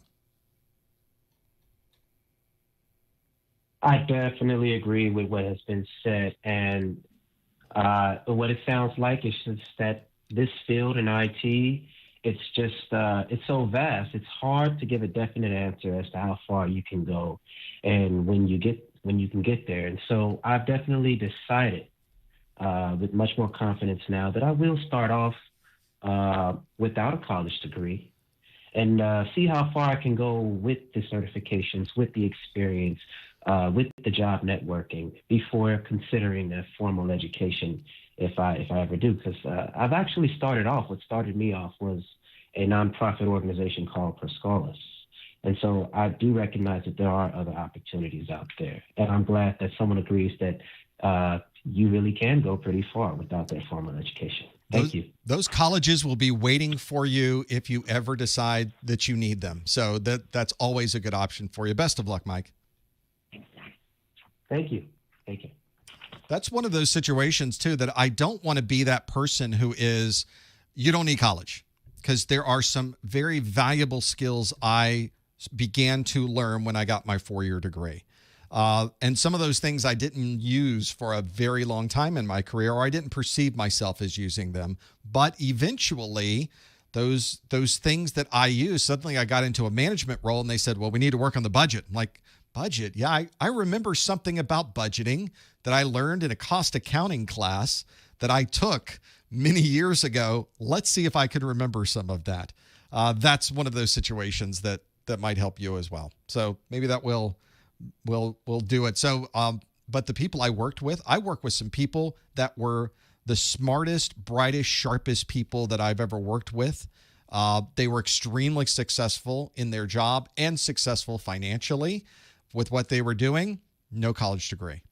So that's the reality of it. It's kind of such a weird thing. I grew up with my parents telling me, you have to get a college degree. You have to get a college degree. You have to get a college degree. It was embedded into my brain. It was burned in. Of course you're going to get out of high school, and of course you're going to go to college. That was the path they said everybody should be taking. And I think at the time they weren't wrong. It's just the world's kind of changed underneath our feet. And maybe that's something we can all sort of think about and figure out what's best for us. Let's go back to the phones. 856 area code. Hi, caller. What's your name? Where are you calling from? It's Carrie. Hi, my name is Carrie. I'm from New Jersey. Hey, Carrie. I called before. Thanks for calling again. Yeah. I was, because the last time I think we talked, I was about to take the 1001 exam and I passed. Okay. So I'm taking the 1002 tomorrow. So thank you very much for your notes and videos. Very helpful. Congratulations and good luck. Thank you. So I bought like practice questions, and I had like when I was answering them, I had like good percentage, like 80%, 90% of it. So I felt really confident. But today when doing like the little exercise at the start of the video, I was having some. I think I had like 50% of all the questions. So I was kind of worried, like, am I actually ready for it? Because when I answered the practice questions, I was actually really good and confident. But today I'm like, oh, I don't know if I'm like really, really ready for it. This is one of those situations I think I almost prefer personally whenever I start doing practice exams. I almost wish I got more of them wrong. I tend to learn more from a set of practice exams when I don't get them right, and then I can go study on those things that I got wrong. It's a good feedback for me to be able to do that. The challenge I run into, though, is that you never know what the topics will be. And I think the recommendation I give to everybody, and you're probably already doing this, is the exam objectives are incredibly valuable. They will tell you if you are not learning the right thing. I'm going to bring up a set of exam objectives for the 220-1002 on the screen just so folks who are watching can get a perspective of what's in here. If you've never seen these objectives before, they are fantastic in what's available. So I'm gonna go ahead and I don't know what I just did there, but hopefully that didn't break too many things that I have on my screen. The exam objectives are massive. That's not going to show you what I want to show you. Oh, I know what I did. I just disconnected my screen. It just went away. So that's not going to happen here anyway. So, but I'll tell you that the exam objectives are so incredibly valuable. That would be my recommendation to you, is just make sure you get your hands on those objectives and use those as you're going through the Q&A just to see if you're familiar with some of those options. I think it helps if you're second guessing yourself, if you're wondering if you're ready to take the exam. I think it might give you a perspective that you'll know if it really does. Oh, okay.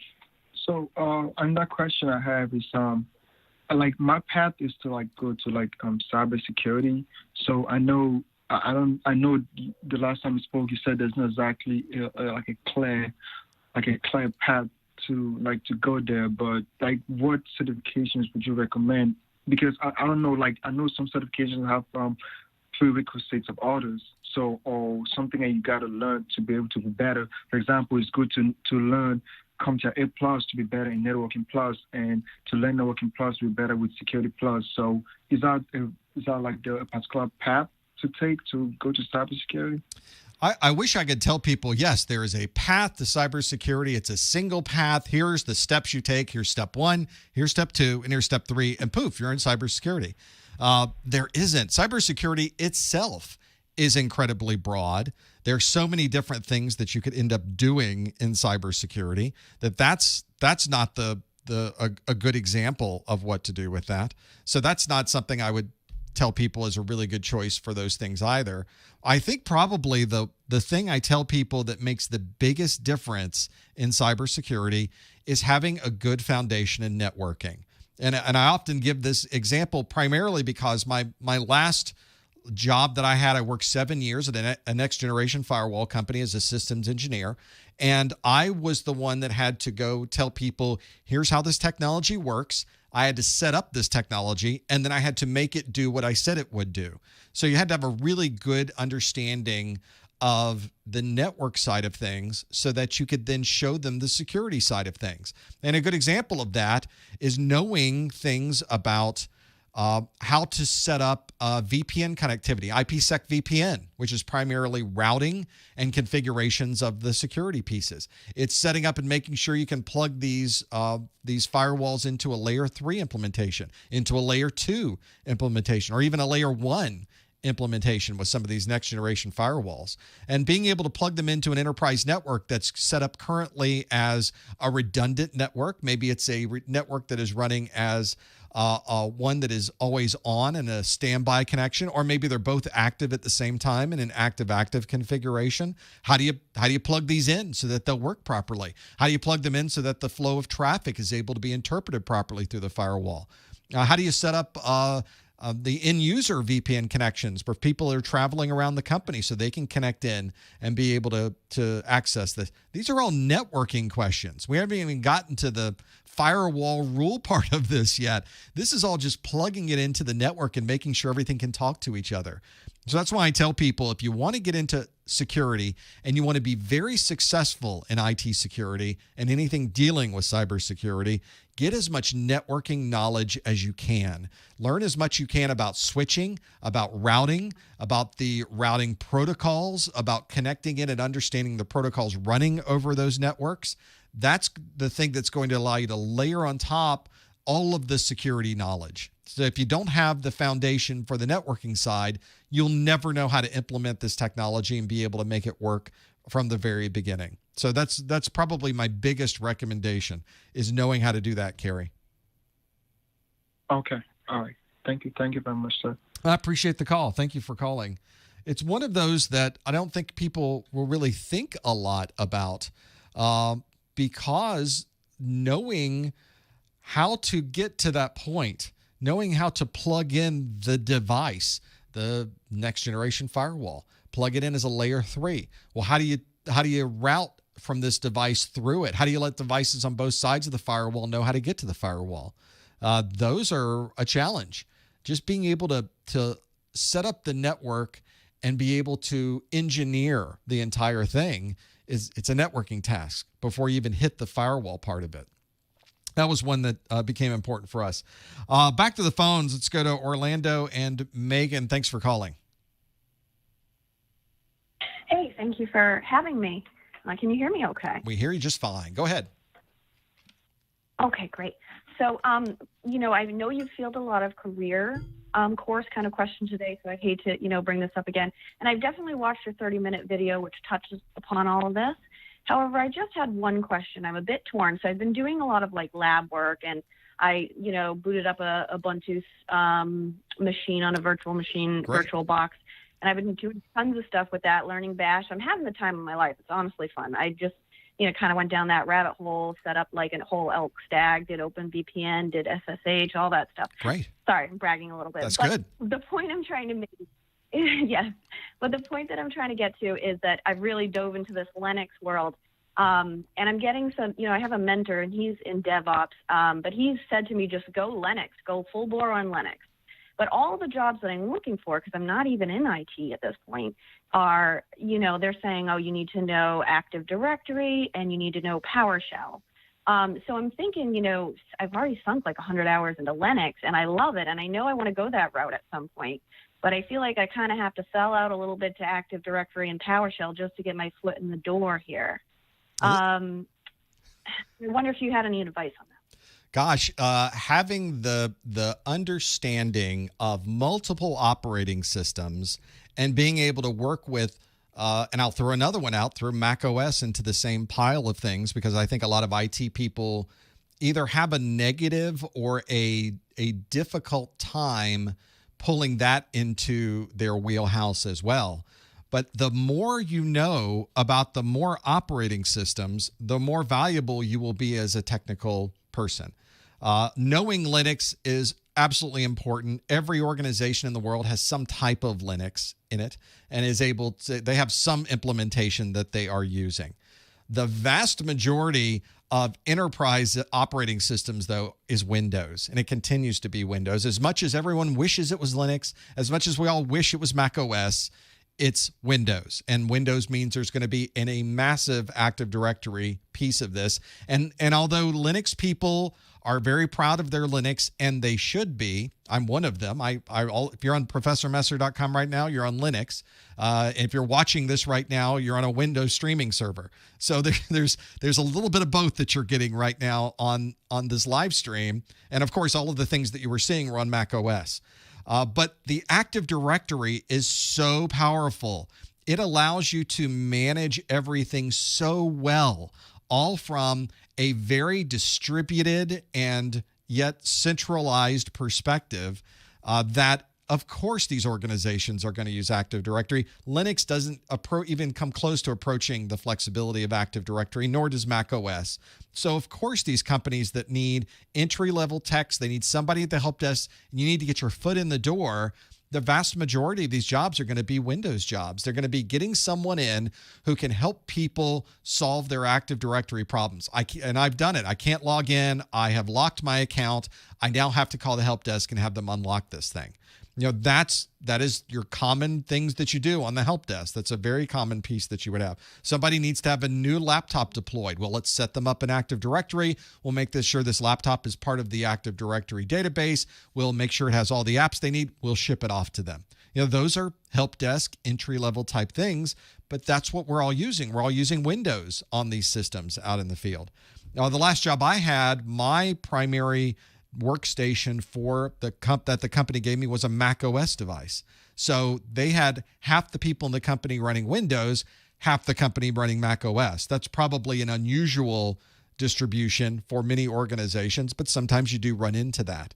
So why wouldn't you learn as much as you can about every operating system you can get your hands on? The more you know about these, and in fact, the more you know about those operating systems, the more you realize they're all kind of the same thing.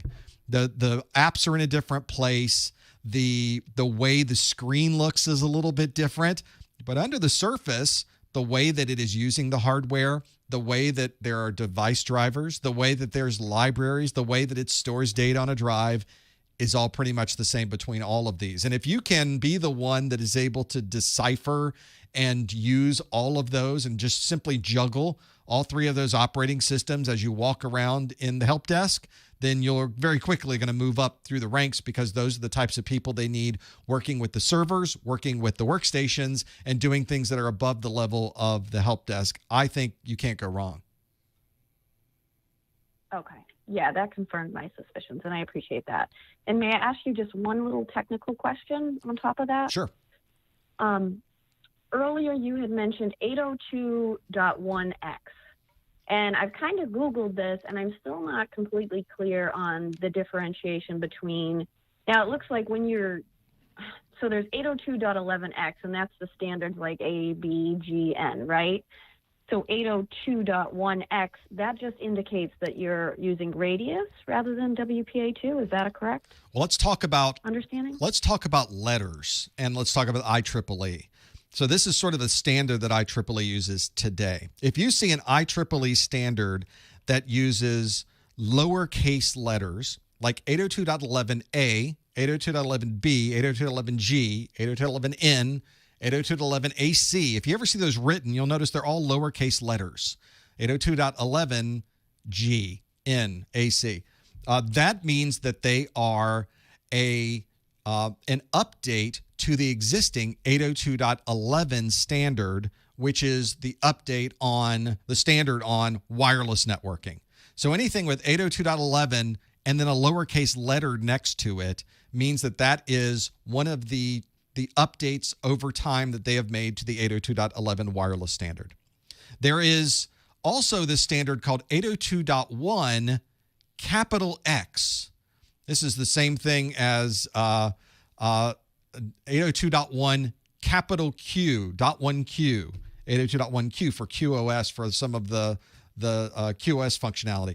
802.1.11, but 802.1X, capital X, is its own standard. Anytime you see a capital letter, it designates that it's a standard unto itself. It is not something that is built on to the 802.1 standard.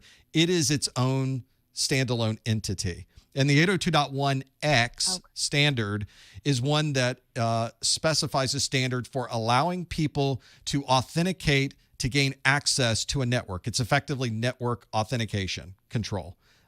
Network the ability to require someone to authenticate as themselves before they ever gain access to the network. And 802.1x is very commonly used with wireless because wireless is sort of in the air, and we need some way to make sure that people don't get on this network that's in the air because they could be sitting outside the building trying to gain access to the network. So we'll enable 802.1x functionality on this wireless network, but we could use 802.1x on a wired network. And there are places that do enable 802.1x on a wired network. So you go into a company, you're in a conference room, they've got an Ethernet cable coming out of the wall. You plug the Ethernet cable into your laptop, and the first thing it asks you for is a username and password before you are even able to send information over that Ethernet wire into the rest of the network.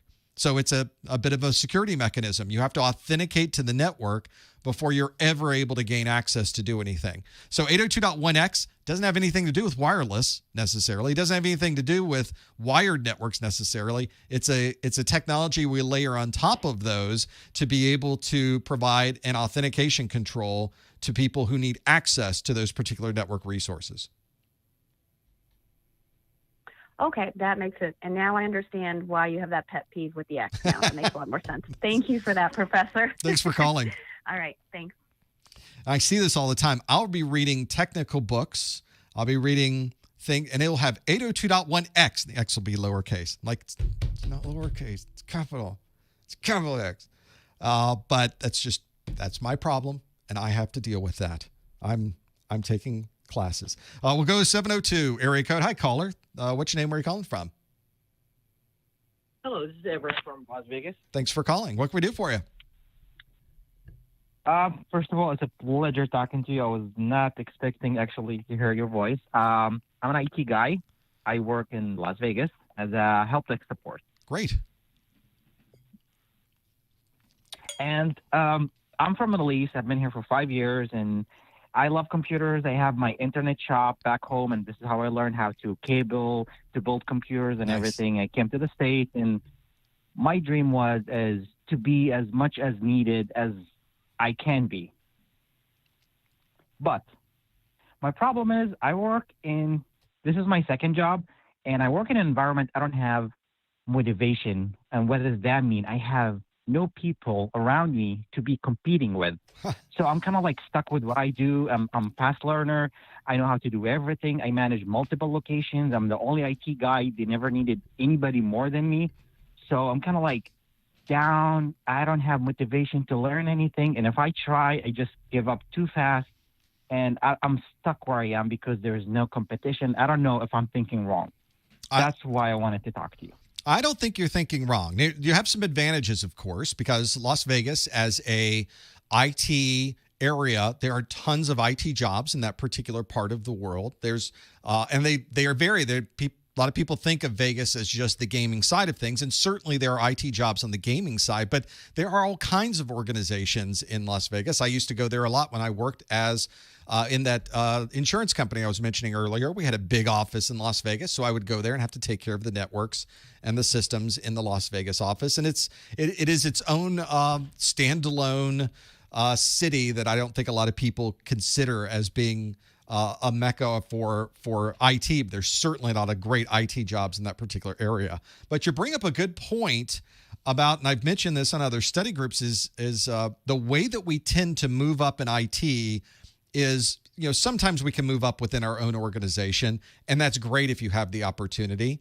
But I think for the vast majority of us, we tend to move up in IT. We go to that next level, that next plateau, is we tend to move to a different organization.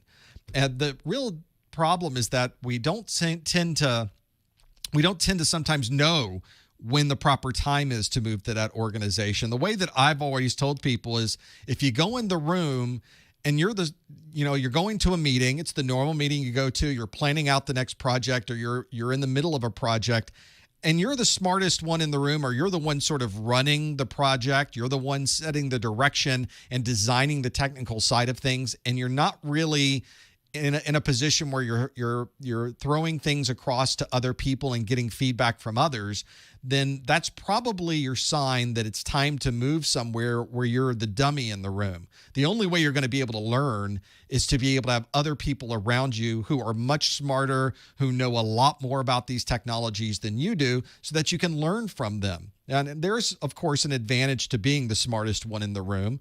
But the problem with IT is you don't generally get paid more because you're the smartest one in the room.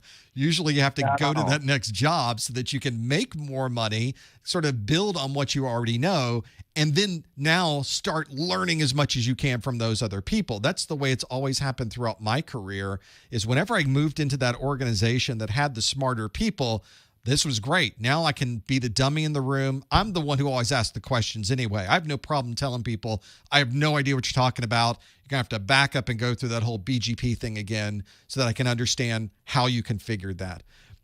I was that guy, because if I was able to rewind the room and step through and really understand what was going on, now I had that knowledge socked away, and I could now use that whenever I moved to the next thing on my list. That's, I think, something that a lot of us want to be able to do, is keep moving up. The only way you're going to do that is to move to different company. My problem is that I sometimes didn't know when to make the move. And the other problem I had is I didn't want to move. As human beings, change is a difficult thing. Change is very complex, especially moving to a new job. You get comfortable as hard. You're really comfortable. I think one of the things that also, it's very stressful to move to a new job. It's like one of the number two things that will be very stressful. I think one is moving to a new house. The other one's moving to a new job. So that's not a great position. You don't want to put yourself in a position of being stressed out. So sometimes we just tend not to. Yeah. But there's advantages to moving. There's pluses and minuses. And sometimes you have a great job and you're working with great people and it's a great organization and you're just sort of but you're not going anywhere. You're just sort of there and you're not really getting to the next. That's exactly. Yeah, getting to the next phase. That's true. It's a pain. It hurts to be able to leave something like that, but unless you do, you're never going to be able to continue forward. It's just one of those weird parts about IT is that we tend to move constantly. I have some people I work with call it the 3-year plan. Well, I'm here for 3 years. After 3 years, I should be at that next job. So they worked every 3 years. They were always planning to go to that next job. And as you've probably seen in our industry, there's plenty of recruiters willing to talk to you. There's plenty of companies willing to interview you. There's plenty of people asking about jobs out on LinkedIn. There's plenty of people you know in the industry who are at these other companies that are hiring. So that's kind of how we work in IT. We just keep moving around to different places. It also interesting, once you do this a few times, you just start seeing the same people everywhere you go. We're all doing it. We're all moving to that next job, whatever it happens to be. My last job, I stayed there 7 years. It was not a 3-year plan. It was a much longer, but it was the same type of thing. Well, I know at the end there's going to be an end of this eventually. What do I do when I get to the end of this? And as technologists, we also need to look out for ourselves and we need to look out for our families and we need to think about what is the next phase of this going to be? For this particular job I'm in now, I don't have a next phase. This is it. I think I found it. But for a lot of us in technology and technical roles, we need to think of what is that next thing going to be. It's not something we have to act on. It's not something we have to constantly be striving for, but it should always be something you're thinking about because you're going to need to move to that next role in that probably next company to be able to make that happen.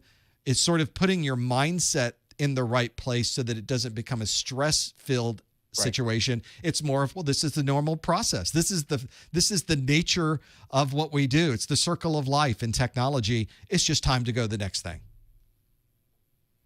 Okay. Thank you. Just one more question. Sure. As an IT guy, and it's just because I told you I work in a team that it's only me and my boss, so this is where I'm always struggling. Now, the question is, when he tell me to do something, and I know better where to do it much better way and easier and more confidence in doing it, but his way is not the way I want it to go. But always this is my problem is I have to do it his way, but I know my way works. And if I do it my way, I get in trouble. And if I do it his way, I have to always redo it the way I said it, which he copy it as his way. So that's where I always lose it. It's like I don't have control because of that. And it's kind of like this is what demotivates me. One of the things that it's whatever it is, whatever you want me, I'll do, but I know my ways work, but I can't prove it. And I don't know why. There was someone I worked with that gave me a great bit of advice one time. He said, do you have a job description that's your job? I go, yeah. They gave me a big list of things your job consists of, and they have all of these bullet points. Your job's to do the budget for this, or your job is to manage these firewalls, job is to set up these switches, job is to manage remote sites. And he says, no. You have one job. You have one bullet on your job description. Your one job is to make your boss happy. That's your job. That's it. Then nothing else in that list ever trumps that particular bullet point. That is the number one bullet point, make your boss happy. Now, by the way, all of those other bullets that are on your job description are all about making your boss happy. So, of course, you will be doing those things. But making sure that when you do those things, that your boss is happy is the number one goal that you should have. Sometimes that means you're doing the job in a way that perhaps doesn't make you happy, but it makes your boss happy. And in fact, I brought that up to him and said, but wait, here's a situation where I'm doing it this way. The boss wants it done that way. I'm not happy doing it his way because it doesn't matter. That's not your job. They are paying you to make your boss happy. And by the way, when you make your boss happy, when your annual review comes up, he gets to say, wow, you've really made me happy this year. Here's more money than I would have given you than had you not made me happy this year. And I thought, oh, there's money involved when I make my boss happy. And they pay me the same amount because I'm on salary, or I'm on even annual, the pay you get by hour, the hourly pay. So I work the same amount. They pay me the same amount, whether I do it this way or whether I do it my boss's way. Why don't I just make my boss happy? He will be happier. Potentially, I'll be happier because he's happier and he's going to pay me more money. So okay. I think that's what we should do, is make my boss happy. And it got to a point where I would even ask the question as we're in this project and we're going through this. I go, how would you like this to be done? Tell me the way you would like this to roll out, and I'll just make sure it's done that way for you. Like, effectively ask them, what would make you happy? Okay, we'll do it that way. A lot of the times I never done that. There's plenty of ways there are ways to do it faster. There's probably ways to do it better.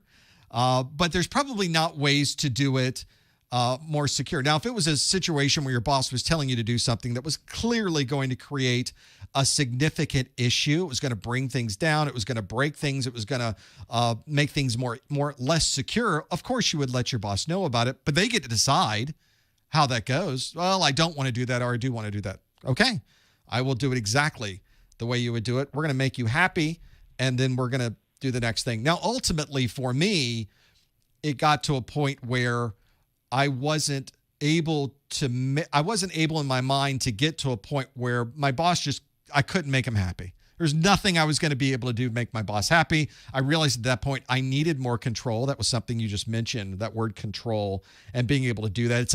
It's something that's kind of built into a lot of us technologists, is that we want to be able to run this the way it really needs to be run, to optimize it the way it needs to be optimized. And at that point, you need to probably start thinking about, how do I have my own business? How do I make this something I do for me? Because once you become the boss, you're the one who gets to decide how it's done. Everybody else has to make you happy. So that's kind of where eventually it comes around. Eventually, that's what happened to me, is that, all right, how do I now make my own decisions about my destiny, about my future? That's the way I'm going to do it. And now everybody has to make me happy. And I am. I get to be happy now. And fortunately, the way we do things and interacting with everybody on the internet, making the videos, how can you not be happy with something like that? Maybe that's what you're working towards, is to find that thing that ultimately puts you in complete control. Until such time, make your boss happy. It doesn't hurt you. It takes no money out of your pocket. If anything, it puts money in your pocket. Maybe that's the way to make it happen. I will do that. I'll do that definitely. Thank you. Just one more thing I want to say, and thank you so much for your time. You mentioned something earlier about knowing somebody, connections. in a guy in my situation that have no connection or know anybody in IT in Vegas, what would you give me an advice that will help me in my career? Oh, this is one you should absolutely start working on immediately. There's obviously going to be organizations in your area that are IT organizations. Get involved with those. I realize we're in a position right now where we're not doing a lot of get-togethers where we are in person, but I have found that Microsoft user groups, Cisco user groups, and other user groups are getting together and doing virtual user groups. These are fantastic ways to meet the people in your area. And you should not be going into these user groups just so you can put your name on the membership list. You go into these user groups so you can meet the other people that are there. They're already working in your area. They're already at these other organizations. They have all these projects going on, but it's a great way to meet them and say, hey, I'm new. I haven't been to one of these Microsoft user group meetings before. Here's my name. Here's what I do. Who are you and what do you do? Hey, can I join your LinkedIn? I'm trying to get on everybody's LinkedIn that's in here so that I can keep track of what everybody's doing. Those are ways you can start creating relationships with those folks. And it's all a matter, you're not going to do this in one meeting. This is something that you do throughout your career in meeting people that are there. It helps also when you start working in other organizations with more people, then it becomes a lot easier to network. When you're working in a group of people where it's you and one other person, very difficult to network. But when you're working in a larger organization where there are tens and 20s and hundreds and thousands of people, it gets a lot more easier to network that way. I give some examples of things you can do. I always talk back to that video of how to get a job in IT with no experience. I talk about making those connections because one of those elements is getting a job in a place where you know somebody. Well, how do you know somebody? How do you get to a point? And I think I talk about making sure your LinkedIn page is up to date, making sure you contribute on LinkedIn, that you're talking about and either commenting on what other people are doing or you're creating posts yourself that are interesting things that you have done or that you have seen. And start getting in those groups of people and having conversations with them. They're in your area. They are people that are working in these companies. And as I mentioned in my video, you don't have to be a personal close friend of them to have an impact when you're trying to get a job. You just have to know them. Oh yeah, I work with him. I know him from the Microsoft user group. Oh, you already know him. You're already familiar with the people that work in our organization. Great, big check mark. Maybe you're the person we need to bring into the help desk because now you know somebody, they know you. There's a trust relationship that's already there. You don't have to take them out on the weekends or, spend time with their family. You just have to know them professionally. And I think LinkedIn's a great place to do that. Thank you so much. Thank you so much for all this. It's really helpful. And I'm a big fan of you. And hopefully, I'm going to update you and I'm going to start watching you more and more. And hopefully, when things happen and change my life, I'll definitely update you. Thank you so much. I'd love to hear about it. Please keep me informed. Thanks for the call. Will do. Thank you so much. Those are the best messages to get, by the way. You can always go to the bottom of the Professor Messer website. You can always send me a note. I love hearing the stories about I took the exam, I passed it, I went in for this job, I got the job. Those make my day. I just love to hear when those types of things happen. Back to the phones. Let's go to the 818 area code. Hi, caller. What's your name? Where are you calling from? Call. Hi, this is Jose Hernandez. Can you hear me? Hello, Jose. Thank you for calling. Hey, I just turned off my earpiece because I'm at break at work. I appreciate it. I just want to call and tell you that I appreciate everything you do. I just took my exam 2 weeks ago. I'm A+ certified now, and I just want to call and thank it and say that your videos were a big help. Fantastic. Congratulations on your A+. That's 2 big exams to get through. So you did a lot of work to finally get to that point. So congratulations. Now, what's the next step for you? Can you hear me? We can. It's not, barely.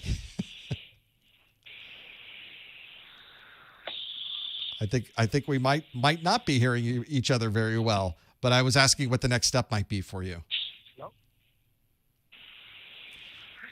And the next step might be getting a new earpiece. I think that might be the next step. But what a great, thank you for calling, though. Thank you for filling us in on the way you step through those certification exams.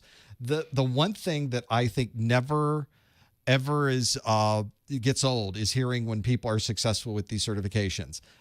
Not just because I feel like I get, not that it's necessary. I'm not doing this just so people tell me they pass, but that's always good to know. It's very motivating, especially when I'm in the middle of creating more content.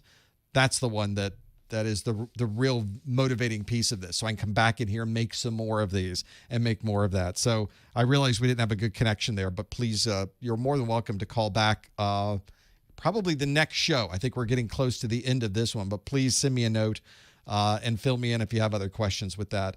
I'm not able to answer all questions that come in on the website, but I try to get through all of them. I come in the morning and I try to at least get some of those out.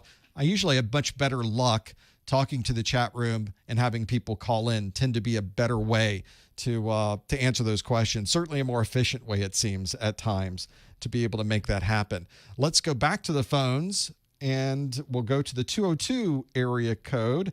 Hi, caller. What's your name? Where are you calling from? Hi, how you doing? My name is Jonathan. I believe this is me on the call as I have a 202 number. How's it going? Thanks for calling. Thank you for having me. I just kind of wanted to ask some advice more than anything else. So quick story. A year ago, I passed the 901. Your videos were actually quite a big help. When I failed it the first time, I saw what I got wrong at the end of it. And so I used your videos and a lot of Exam Compass, and it helped me out a lot. Nice. However, I got sick and I wasn't able to make it to the 902 exam. And so I was enrolled at My Computer Career. Shout out to them. Great organization, great school, great professors.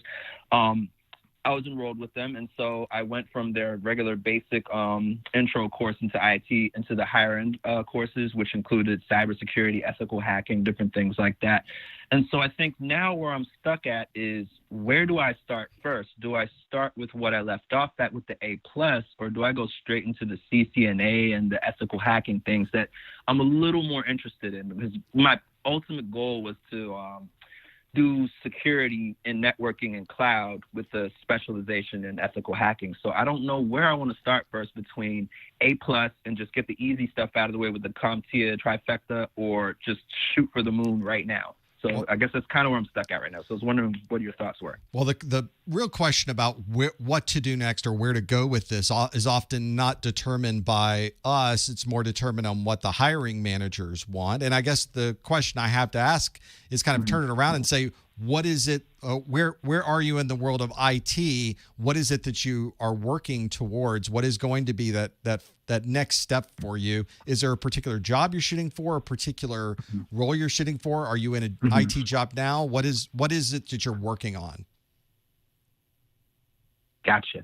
So I'm not in the IT job yet. I'm still at my old job. I run a bookstore, and so I barely use IT stuff there. Gotcha. But I do have friends with connections, because I'm in D.C., so I have friends with connections at Catholic University, Howard University, Georgetown. So I kind of have a slight lead on things. Great. However, as it always goes, you kind of need a certification before you present yourself, and so that's kind of my crossroads part where I'm thinking just get an A+ and just get my foot in the door, or work hard, get these higher end certs, and really, really make a jump on things in terms of government jobs and other things like that.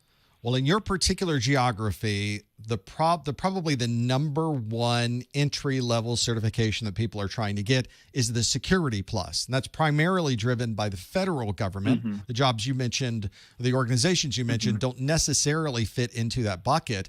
But in your area, and if you look around, I'm sure if you look at the LinkedIn jobs and the Indeeds and those job sites, you'll see that a ton of the federal government jobs want you to have at a bare minimum Security Plus. That's primarily driven by the Department of Defense, but it is not exclusive to Department of Defense jobs or Department of Defense positions. So I think one of the things that you kind of have to measure out is, everybody in town wants me to have a Security Plus. Should I go get that one?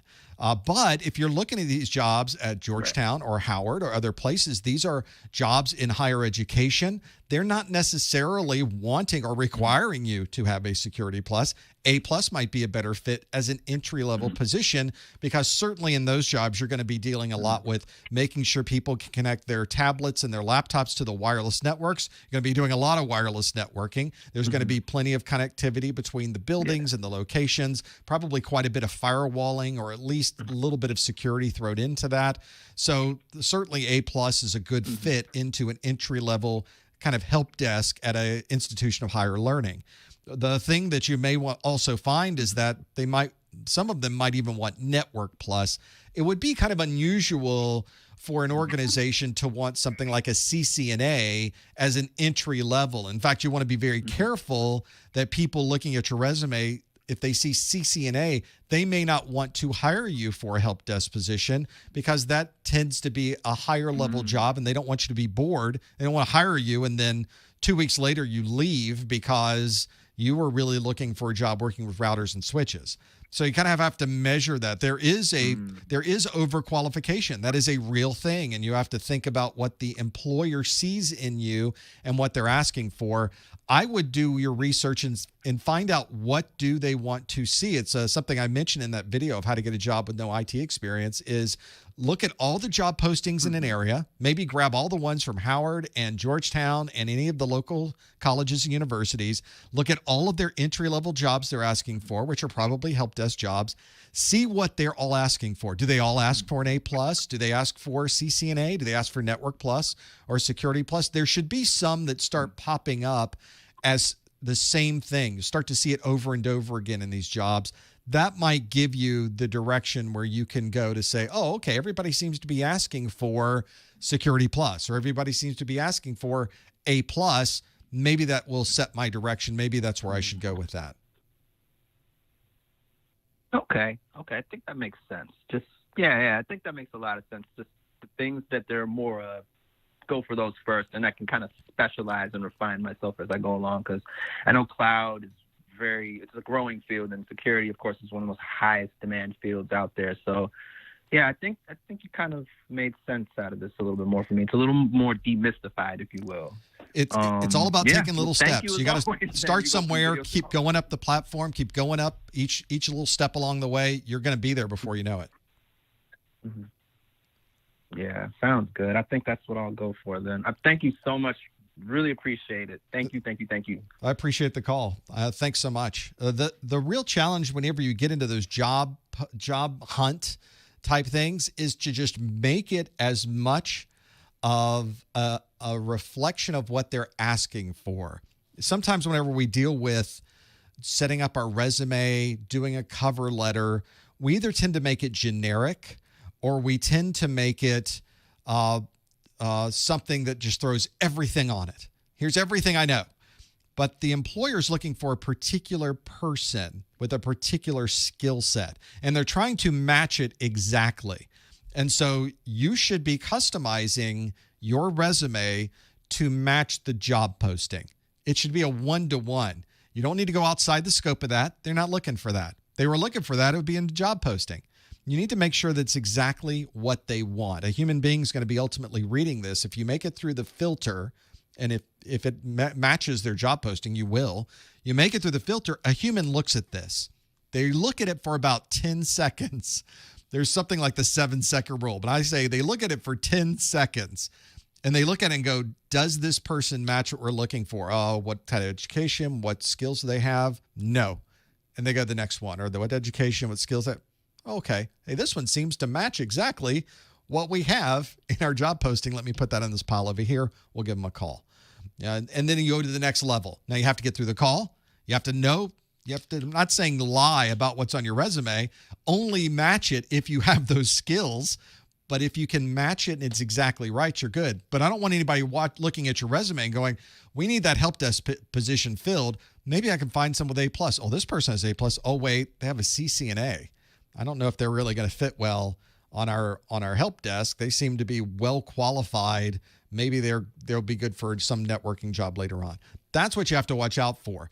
If they didn't ask for a CCNA, why are you telling them about your CCNA? I know we want to tell people we're smart. We want to explain to them that we know this knowledge, that we are skilled, that we would be an appealing employee for them. But sometimes too much information is bad. So you want it to match exactly what they're looking for. Later on, it'll come out that you have a CCNA. Later on, maybe when you're talking to them or doing other things, it might help that you have that networking knowledge. But to get to the point where they're talking to you, make sure it all matches up. That's the important part for this. Being overqualified is a real thing. I know it doesn't make sense, but it's a real thing. That's what you want to do, is focus on that. Question from the chat room. Somebody was mentioning and asked if I would talk about Security Plus. I don't know to what degree you would like me to talk about Security Plus, but I'm more than welcome to do so. Just tell me what you're interested in, and I'll be glad to do that piece as well. I think if you're also in the DC area, it's almost automatic that we want to get people working on their Security Plus, and I think that's something to also think about too. I think Security Plus is going to be an important one, at least maybe not the role you're planning to go into, but perhaps a network or a job later on, a job after that. Once you network into another role, it's going to be something people are looking for. Another question from the chat room. What about Network Plus practice exams? Many of you have seen I have Security Plus practice exams, A Plus Core 1, A Plus Core 2. Network Plus practice exams is on a list. But right now, as some of you are aware with Security Plus is currently in the middle of a revamp. There is a new update to Security Plus exam that will be available in November. I think the first book that will be updated for Security Plus won't be out until January. Most of the others are coming out in March. So it's going to be months before you see books coming along those lines. But I'm in the process of updating my Security Plus course right now, which will include all of the Security Plus videos. It will include Security Plus course notes, Security Plus practice exams. After that, I'm hoping to get over to the Network Plus side, because Network Plus will probably be updated second half of next year. So there will be a new Network Plus coming at that time too. It'd be a perfect time to bring out some Network Plus practice exams, I think.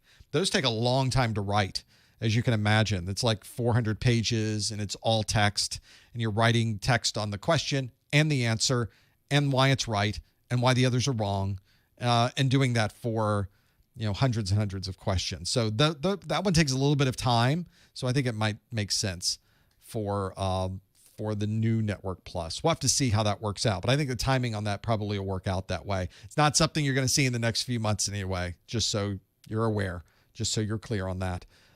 Just full disclosure on that one, and being able to have that there. Do I need to know Python or JavaScript for Security Plus? You don't need to know how to do any scripts. You don't have to write scripts for Security Plus, but you have to be able to recognize what the script happens to be. If somebody put a script in front of you, it'd be good if you know, oh, that's a Linux shell script. Oh, that's JavaScript. Oh, that's Python. Oh, you need to be able to recognize it. That's helpful. And secondly, you need to know when you would use that. I think the question we did today was a good example of that. If somebody wanted to manipulate what you see in a browser, what script would you use? If somebody needed to back up Linux files every night to an external drive, what script would you use? So those are good skills to know about the scripts, but you don't have to write scripts. You don't have to, they won't show you a script and say, what's wrong with this script? They're not going to do that. That's not quite the scope of Security Plus. But knowing what the script is and when to use it, that's an important part of Security Plus. So make sure you're aware of those to have that. Well, we've come to the end of another after show, it seems. The real challenge is getting those questions done the first hour, and then I love the open phone lines at the end. That's really one of the best parts of these live streams. Thank you for being here. We've got a Network Plus study group Wednesday of next week and a Security Plus study group the Wednesday after that. We'd love for you to come back and join us for that one as well. You can find the link to all of our study groups and when they happen to be at professormesser.com/calendar, or use the calendar link at the top of the Professor Messer website. Thanks for joining us. Thanks for your questions in the first hour, and in the second hour in your phone calls. We love to do this every month, and we will see you next time on the A+ Study Group. Thanks, everybody.